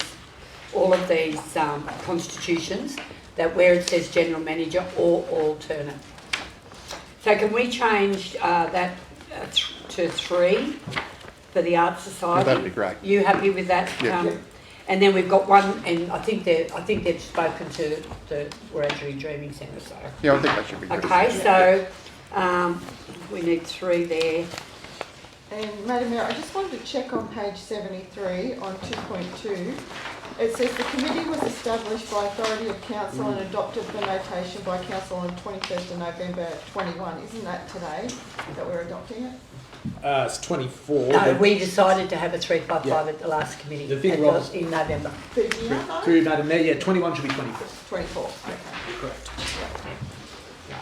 Okay, well, Okay, so now we've got all of those in, and just so everyone's clear, Councillor Karadiana will be our chairperson of our Multi-Equestrian Centre. Our 2 appointments for the Public Art Advisory Committee is Councillor Matisky and Herbert. No, I want to put myself up for the equestrian centre, not the arts. Sorry, I heard you say this. Oh, sorry, you did. said Well, arts. I just You your said own. art. No, arts and I don't want to do the arts. The equestrian centre, because we only got 1 councillor, it was so Cradiana. So you I don't got want to 2. go with Michelle. You got 2 councillors. No, it's already got its councillors. We've already decided the councillors for Not the chair, just the chair. It's only the chair. And that's you and You're Steve already anyway. on there. Oh, right. Okay then. Right, And you- the I'm arts. pulling So out of the now arts. you're not only on there, you're on the Art Society. And you're going to love The it. arts. Right, okay. You're good at that. Yeah. You bring Too busy. level Just take headedness. Dot, just pass everything through by Dot. So Councillor Matisky and Herbert, the Public Art Advisory Committee, and Councillor Herbert's going to chair it. And I just want to say to you, Councillor Matisky, when you can't make it, you just ring the mayor Exactly. and she'll stand in for you. And Merry Christmas, Okay, Councillor and then we've Matisky. got Councillor Herbert as the chair. We've got 3 from the Art What a good Society, bloke. and you've done very well. Yeah, I'm guys. All right, and Madam Mayor, I've got a question on page 81. Yeah. What's the Hang on. standard depth of I the thought it sand was in on the equestrian 77. centre? What's what? The standard depth of sand in the equestrian centre. Oh, Because no, are we going to that's a hire? different one. No, hang on, we haven't got the other one We yet. haven't finished, sorry. Haven't got Yeah, there no, yet. that's still. No, it's fine, not. isn't it? That's No, not. this Oh, is sorry, not my on there. apology. Gee, Oh, you're having a God, bad yeah. day. So that's because my alarm clock didn't go off this morning. Now, What number page? are we No, on? it's right, it's right. I've it's just, coming later on. yeah. Okay, I'm going to put that. All those in favour say aye. Against, I declare it carried. Now it's yours. I'm So, rattled. oh, Now Councillor 76. Matisky. Now it's yours. Yeah. On page 81, where No, we're you've got hiring, 76. Yeah, it's the pumped. basis of the depth of sand Right. on 4.91, Yeah. what is that, the standard depth? Because someone's going to come in and say, oh look, we want it so deep. And I said, but that was the standard depth. what is the standard depth we're working from? If they want to take some out or add to it. Okay. Oh, don't look around. Through you, Madam Mayor, to Councillor Matisky. So over the 16 plus user groups that we consulted with, the sand depth varied between all from 50 mil up to 150 mil. So we've put in a layer at the moment that sits around probably 75 to 100 mil, with the ability to move it out as requested on maybe a cost-based approach. So one of the next parts of the job we will do, we'll put a bunker in to be able to move that sand in and out, which is as per the master plan. Yeah, but as that reads, is that, you know, if one group wants it shallower than what the standard depth is, it's up to them to pay the cost of removing it X amount. So what is the standard depth? So they know that if they take it down below that, they're going to have to pay, or they want it above that. That's they're why going you're to on the have to committee. pay. Through Madam Mayor, it would be 75 to 100. You're going to have fun on this committee? Yeah. Whoa. I agree with you, you've got to have just one depth, haven't you? Through Madam They've got to have Mayor, a base. we're happy to, we could change that to 75 to 100 now. It's as different put with it every in horse thing. standard Everyone. depth, there's still probably a little bit of debate, but 75 to 100 I think is where we're at now, and that's the general consensus, isn't it, Alex? Yeah. Or- yeah. So if you want, you could change So it to let's 75 to just 100. change that, 75 to 100, where it's got standard depth. Just put that in there if you don't mind. Because 9. Yeah. 3.1. Page 81. And I'll move the recommendation otherwise. Thank you. It's been moved by councillor Matisky, seconded by councillor Webb. I'll put it, all those in favour say aye. Against, I declare it carried. Where do we go, Jim?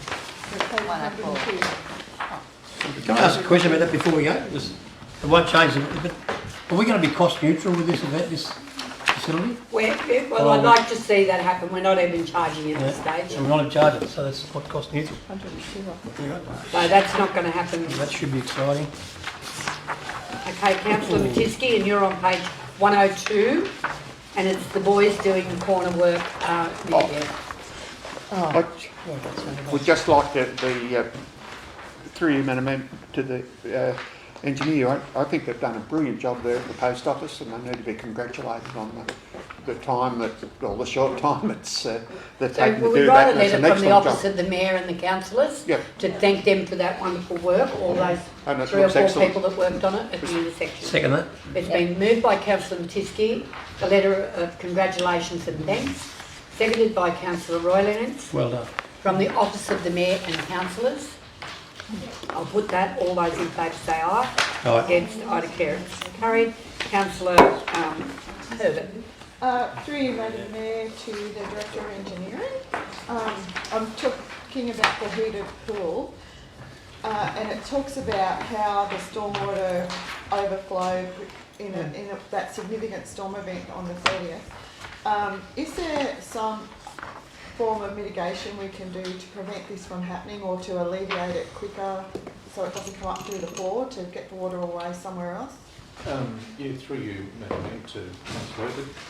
Yes, we've already looked into this, looking firstly at a non-return valve, so that when the infiltration from illegal connections of roofs and all the other gaps and so on, where the water gets into our sewer system and it just overloads, so that it can't come back up through the floor. So we're looking at that. Also looking at concentrating on various areas of town with our smoking system, you may have seen that. So we can find more of these areas that we have got infiltration. We're also looking at sealing more manholes, so particularly the ones that are a bit low, so the rainwater can't get around the lids and down in. There's a number of things that we can do, but the main and first one will be looking at a non-return valve. That's awesome. And Yeah. can I commend the staff on getting it back on track so quickly too? Thank you. I'll move the motion. It's been moved by councillor Herbert, seconded by councillor Duggan. I'll put it. All those in favour say aye. Against, I declare it carried. You have the floor again, councillor Herbert. 111. Which one are we up to? The lanes. Oh, The 11. lane one. So it's real down to Director of Engineering. This originated from my question about South Gloucester Street, and in your report you explained that that laneway is freehold. Can you just explain that for me? I've been passed to my colleague explain the history of that particular one? Yeah, thank you, Richard. Through you, Madam Mayor, Councillor Herbert. So, when the South Gloucester area subdivision was undertaken, I think it was sort of mid-90s, a bit before my time, in lieu of contribution, there was an area of land that was basically given to council. And I think, well, the intention at the time was that it might be there for future road purpose. So rather than being dedicated as a road or a laneway, it was just provided as freehold. But it was in lieu of open space, and council could use it for a future purpose. So it's remained there in that state. Council owns it. Council doesn't necessarily maintain it as a lane, but I'll let Richard speak to that in a moment. Yeah. But what you will see on that map on page 111 was there was a subdivision subsequently done on the western side of South Gloucester Street, in York Street, and there's another freehold lot of land that council owns, which is that section that has a little turning head at the top of it. So through another subdivision, I guess we determined that maybe there'll be a desire to have a road or a lane or something more formal in the future. So we've secured another section of road there, so it allows that future flexibility. So can I ask, how do we make that happen? Can we redesignate that as a road and then develop it? Because I know a lot of residents have difficulty getting caravans and boats in and out, especially when there's been a little bit of rain and it's all dug up. It's like a paddock, really. I'll hand back to Richard.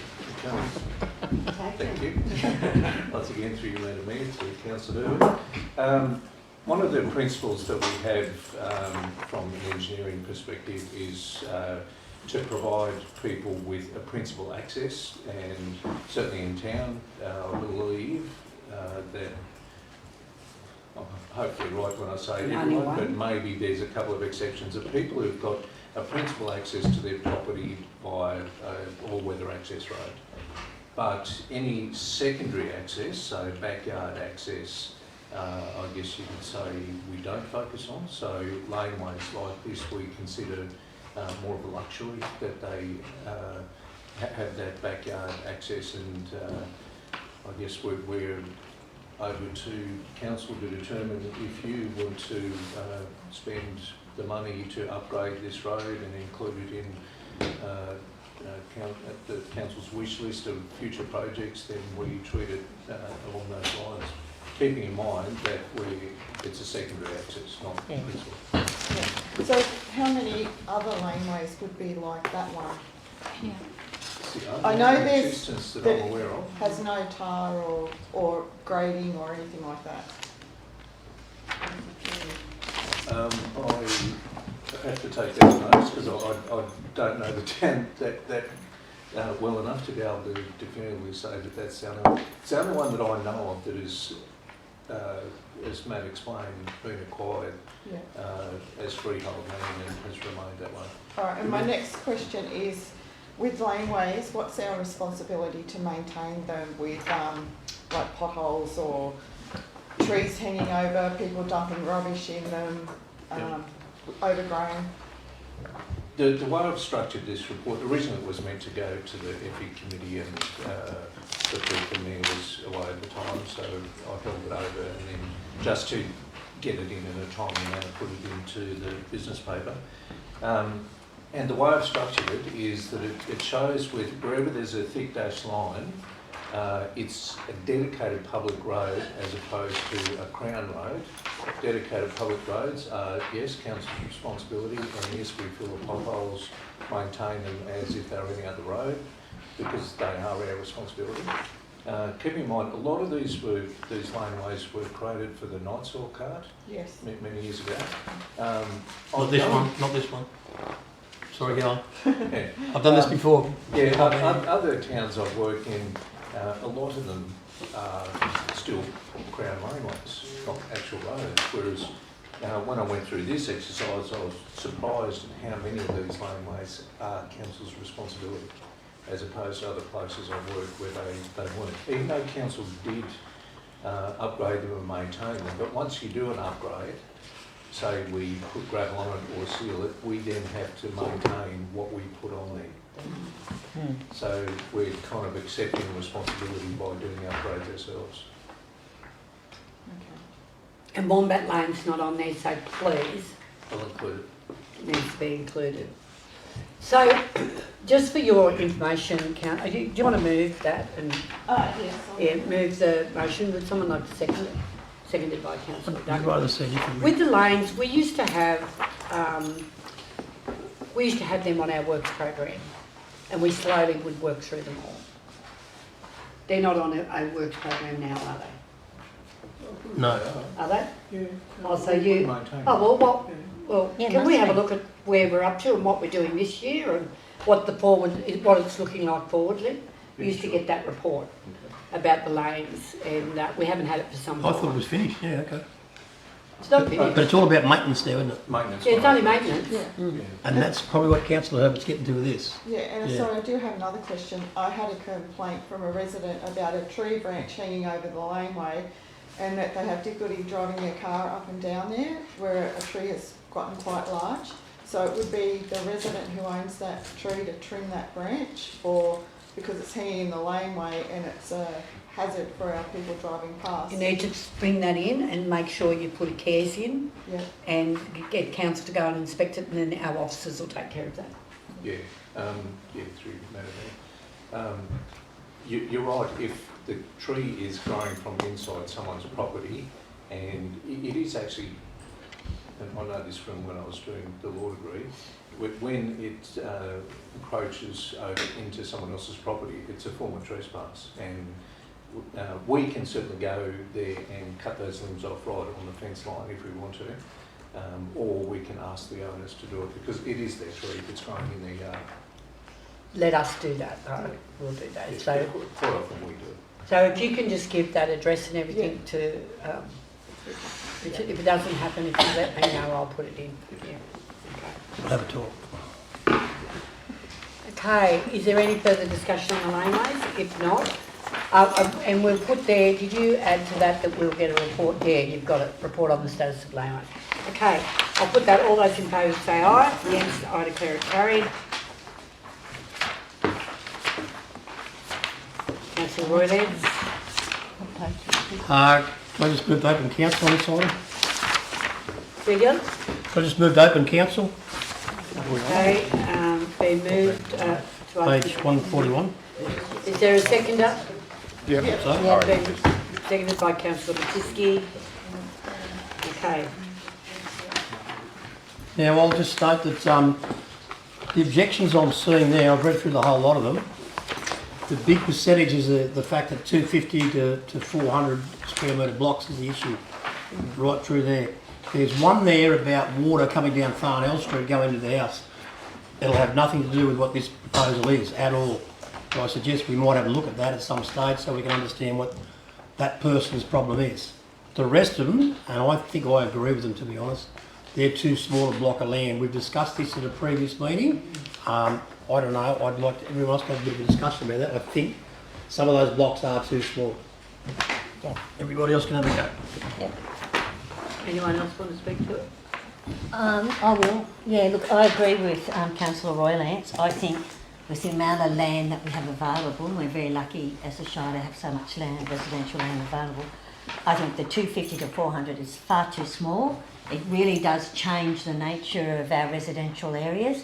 We're not in a metropolitan area where there's, we're landlocked or anything. I think it's a real shame that we've gone back to such small blocks. I think it's going to, in the years to come, it will overpopulate that area, and that adds to a lot of other sort of strains on our infrastructure, etc. I think we still need to maintain a certain country feel to our minimum blocks. Can you tell me how big the blocks are down there where those houses, Dean's building those houses down there? How big are those blocks? Yeah, so currently, Madam Mayor, you can have a dwelling on 250 square metres. So the way our planning scheme is written currently is that, and you see this a lot on Camp Hill, where you have a quarter-acre block of land that's 1,000 square metres. You've got 4 units on a quarter-acre. So that's what companies have done for years. As you said, down in that area, Madam Mayor, those are on around about the 450-ish. There's a couple of them that are a bit smaller than that.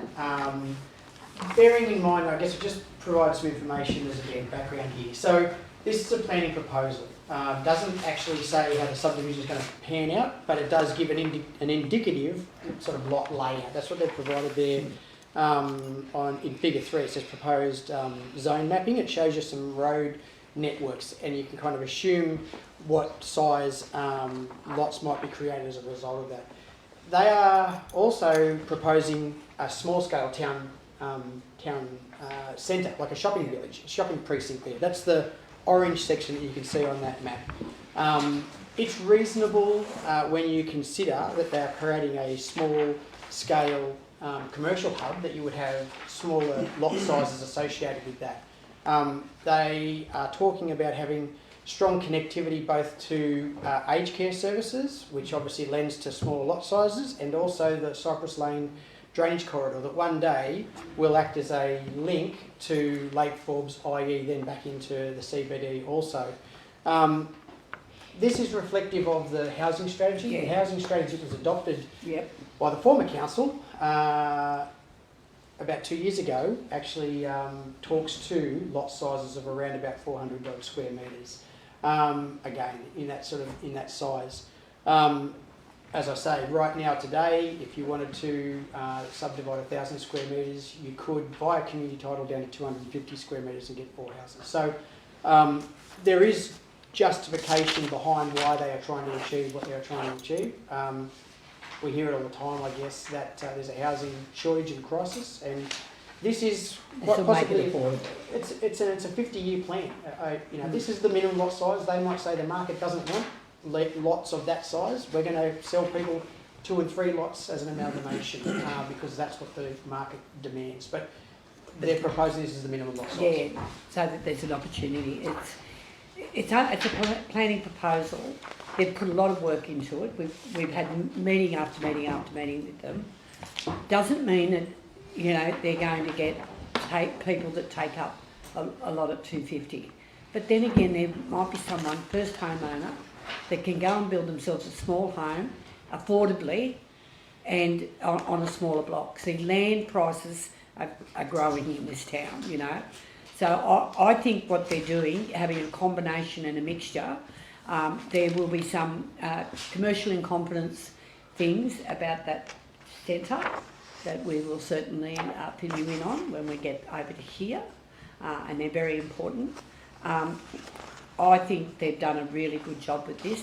They've got really good people that are working with them on this housing strategy, and it's in line with our strategy, and they are really looking to have a real big combination of how this housing development could look. Can I ask, so with something like that, so where they wanting to develop that whole area on various size blocks, is there any way that we can put a limit of the amount of the minimum of 250? As in, we could say, well, only 5% of that land at maximum can be reduced to that 250. Is there some formula we can use so that we're not all of a sudden getting 75% of it being used for that? Yes, through you, Madam Mayor. So if you go over to page 144, go to page 144, because that's the lot size map. That actually shows you where they are. Yeah, the extent of that area. So the light blue, that's the 250 proposed area that you could go as a minimum down to 250, and that basically surrounds the commercial core area. The pink stuff is down to 400 square metres as a minimum, but again, you might not get to that level. And then the green is 550, and that's the banding along the top side to School Road. So it's probably about a third. Yes, so that's that, and the justification, I suppose, is what I said there a second ago, Councillor Duggan, is that they've concentrated the smaller lots around the commercial precinct that they're looking to set up. Yeah. Can I just ask a query? Oh, you want to go? Sorry, you go. Yeah, It's all right. you're in general discussion. We're in general. Yeah, you're right. Is that all right? Thank Yeah. you. Firstly, can I ask, like this proposal was put up on the 4th of June 2024, and I acquired this from one of the residents that was connected to it, and we had a few concerns. So why does it take so long for, firstly, a deal like that to come through where we're now in December? The what? When we're now in December, like this proposal was kicked off in 2024, 4th of June. And I'm just wondering that, so why does it take so long? And secondly, is there social housing in that estate? Well, so answer the first question first. So there's a time frame that these things take. You consult with the Department of Planning. Often there's backwards and forwards gathering more information from the applicant and their consultant. They have a team of town planners that work on these things. But I take the point, and it is probably a couple of months late. We were working on the submissions, and I'll take responsibility of that. It was with me to review and tied up with other. And I didn't get to it priorities. in a timely fashion, Councillor Caradiana, and I apologise. It should have been here probably 2 months ago. So I guess that answers that question. Yeah, but it probably doesn't change fundamentally what it's about, but it's been a bit tardy, and I agree. As far as your second question, which just remind me again, social housing. Social housing. So any developer at any time can engage, if they choose to, with a social housing provider or the state government to allow social housing into their development. Now that could be a development like this that's potentially 500, 600, 700 lots. It could be a developer that wants to cut one lot into two. There is no control that says that's not a viable future solution. So the 250 blocks Yeah. could actually be social housing blocks. Potentially, or they might not be. Yeah. That's what I'm saying. Or affordable. Yeah, or Yeah, more. people who aren't. The other thing to be aware of as well is it's not inconsistent with what Goldridge is doing. Mm. If you remember Yes. the green space in the middle of Goldridge, we have surrounded that with a band of what we are calling terrace style housing. You know, the idea is to have smaller lots facing that green space. Yeah. And that's probably for older people, potentially that don't need big backyards, big front yards. They can lend from the public open space. So it's not dissimilar to the same sort of planning theory. I was only asking questions because of feedback I've gotten from some of these complaints. So thank you. That's good. And the big thing about these smaller blocks is, Councillor Caradiana, that you may get a developer or someone who's an investor and say, well, I'm going to build some strata units on those smaller blocks, and that's going to help our housing crisis. So there's a lot of good about those smaller blocks too. So it's not set in cement. The planning proposal, they need to get that through so they can start to get down into the nuts and bolts, and of course we will fill you in on some of those nuts and bolts that are commercial in confidence at this stage. And it's your decision, but I actually am very proud that we have got the calibre of developers that are coming here and wanting to increase our population and help us, grow our town. And in a very, very considered way, very conscious of anything you guys say. This has gone back to and fro a bit of some things that we've discussed in here. So I think they're very, very good people that we're dealing with. Can I make a comment? Sorry, thank you, Madam Mayor. Two other things to make mention of is, and I understand there's concerns that can our infrastructure support development such as this. So what is happening in parallel in the background is there's a North Forbes servicing strategy that both the engineering team and projects are working on currently, and that's forming the backbone of what trunk mains, what services, water, sewer, power, stormwater, so the Cypress Lane to Lake Forbes stormwater corridor, ensuring that is sized appropriately. We have enough land to be able to cater for future growth, because obviously more houses means more hard stand, which means more generation of stormwater, and we have to manage those things. So that was the first thing I was going to make mention of. The second thing I was going to say as well is this isn't a subdivision. So this is just the plan proposal. Yes. This sets minimum lot sizes, land use zoning. So residents should take comfort that when a subdivision comes in, they will get notified. And if there's submissions made against the development or to ask questions about the development, it comes to the chamber and they get the ability to have their voice heard there as well. This is a planning proposal, and you know how long it takes for the Department of Planning to put anything through. That's why I'm keen to see this just get shoveled off and, wait till our DAs come in and then we start to get the nuts and bolts of it. Thank you. Thank you, Madam Mayor, to councillors. Matt just mentioned the North Forward strategy. The team that are putting that together through Alex want to come and not address a council meeting but do a briefing session in February. So they said they want a slot of 2 hours the morning of the council meeting, so you'll get a really big opportunity to, I guess, absorb what they're coming up with as far as what infrastructure we need, sewer pipes, water mains, reservoirs, pump stations, stormwater, the whole lot. Yeah. Thank you. All good? I thought that'd be later in the year, actually, but sorry. I just thought that'd be later in the year. February's pretty early. Yeah, we need it. Right. Well, I'm just going to add to the debate because I like both sides, even though we're not debating. But I do think that we need to cater for all types of people in our town. You have single parent families, single parents with mums, single parents with dads who live together. You have elderly who live in houses that might be a big 5-bedroom house and they can't manage it anymore.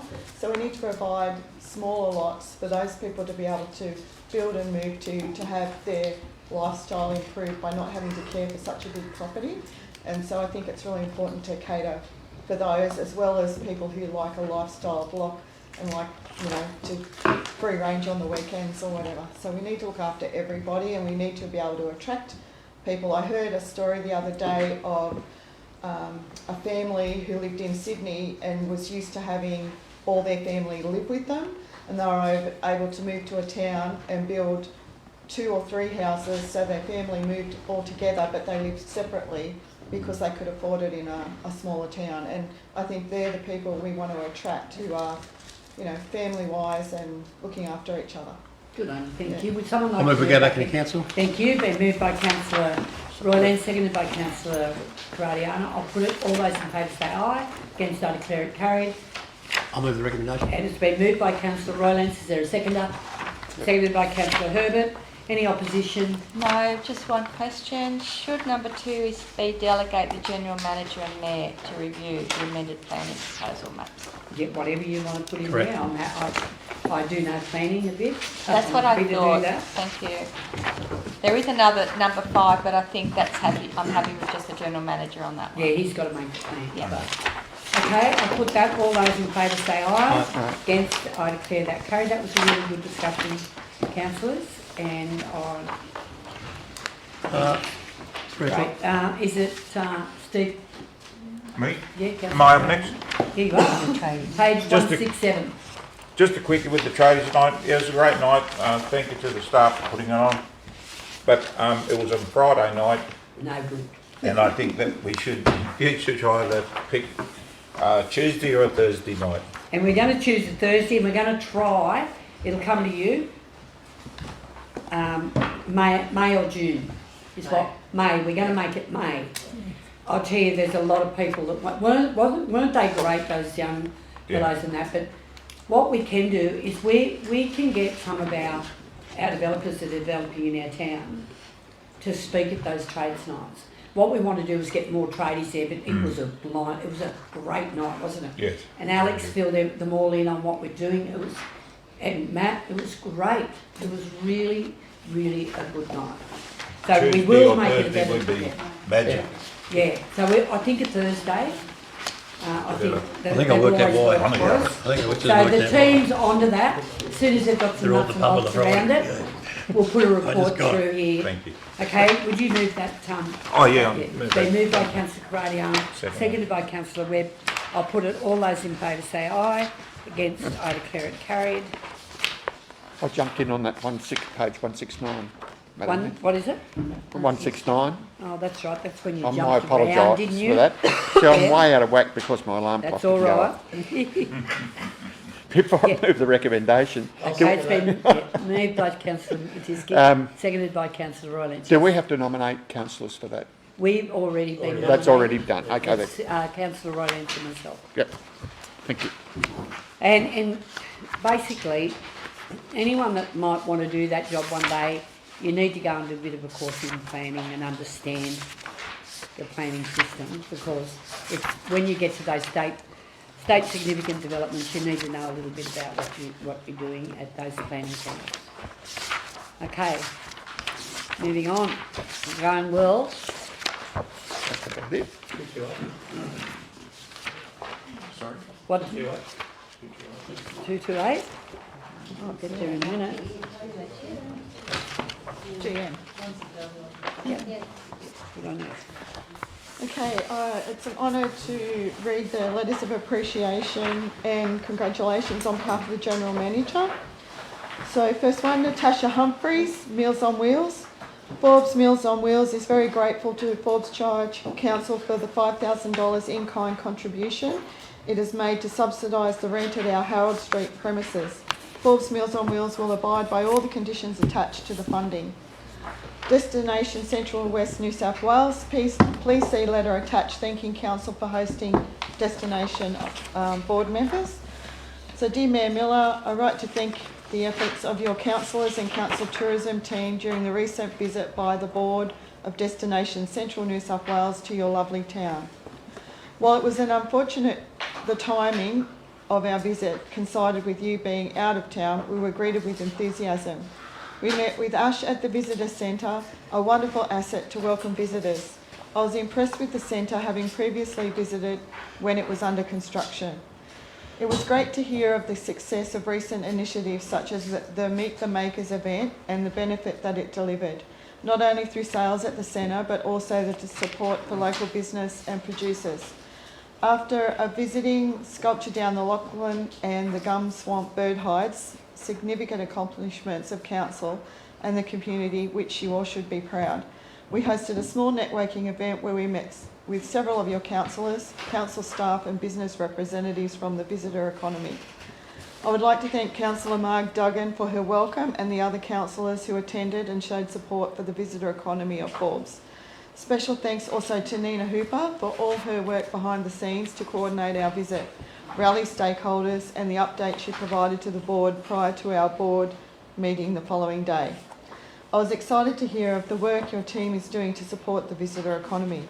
Be assured that our small but dedicated team are there to support you and work collaboratively to maximise opportunities for economic and social growth for the Forbes LGA.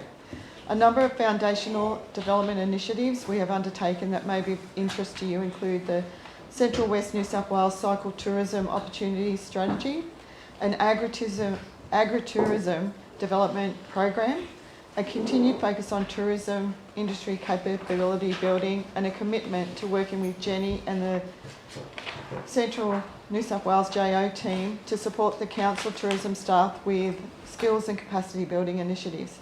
If there is anything you would like to discuss about how Destination Central West can assist the Forbes visitor economy, please don't hesitate to reach out directly or through our General Manager, Sean Halen. I hope we get to visit again soon and will ensure we coordinate our next visit at a time that suits your availability. Alternatively, I'm often in Orange and would be delighted to coordinate a visit to meet you. Yours sincerely, Jeanette Davey, AM. Danielle Scott from Red Bean Catholic College, please pass on my thanks for a great excursion created by Ash and Brett. Your efforts were sincerely appreciated and the excursion was a great success. A big thanks to you ladies for heading this and giving it your all as always. Smiley face. Well done to you both on delivering such a fun project. This thanks is well deserved. Dougal Saunders, MP member for Dubbo, congratulations on your re-election to the Executive Board of the Country Mayors Association. The Country Mayors Association have an important role to play in advocating for regional and rural communities, and I commend them on their achievements so far. I look forward to an ongoing positive and constructive working relationship with you and the association. Once again, congratulations on your appointment. And it's there twice. The Honourable Michael McCormack to the Forbes Mayor. Please accept my warm congratulations on your re-election to the Forbes Shire Council and as Mayor. I'm delighted to see such a tremendous and steadfast community advocate return to support the wonderful people of Forbes Shire. Being selected by your community to serve as a representative on council is a wonderful achievement, and to be re-elected is a testament to your commitment and dedication and the community's faith in you as a councillor and a mayor. Forbes is well deserved by having a councillor and mayor with more than 20 years experience in local government and service at the highest levels of the Shires Association and local government New South Wales.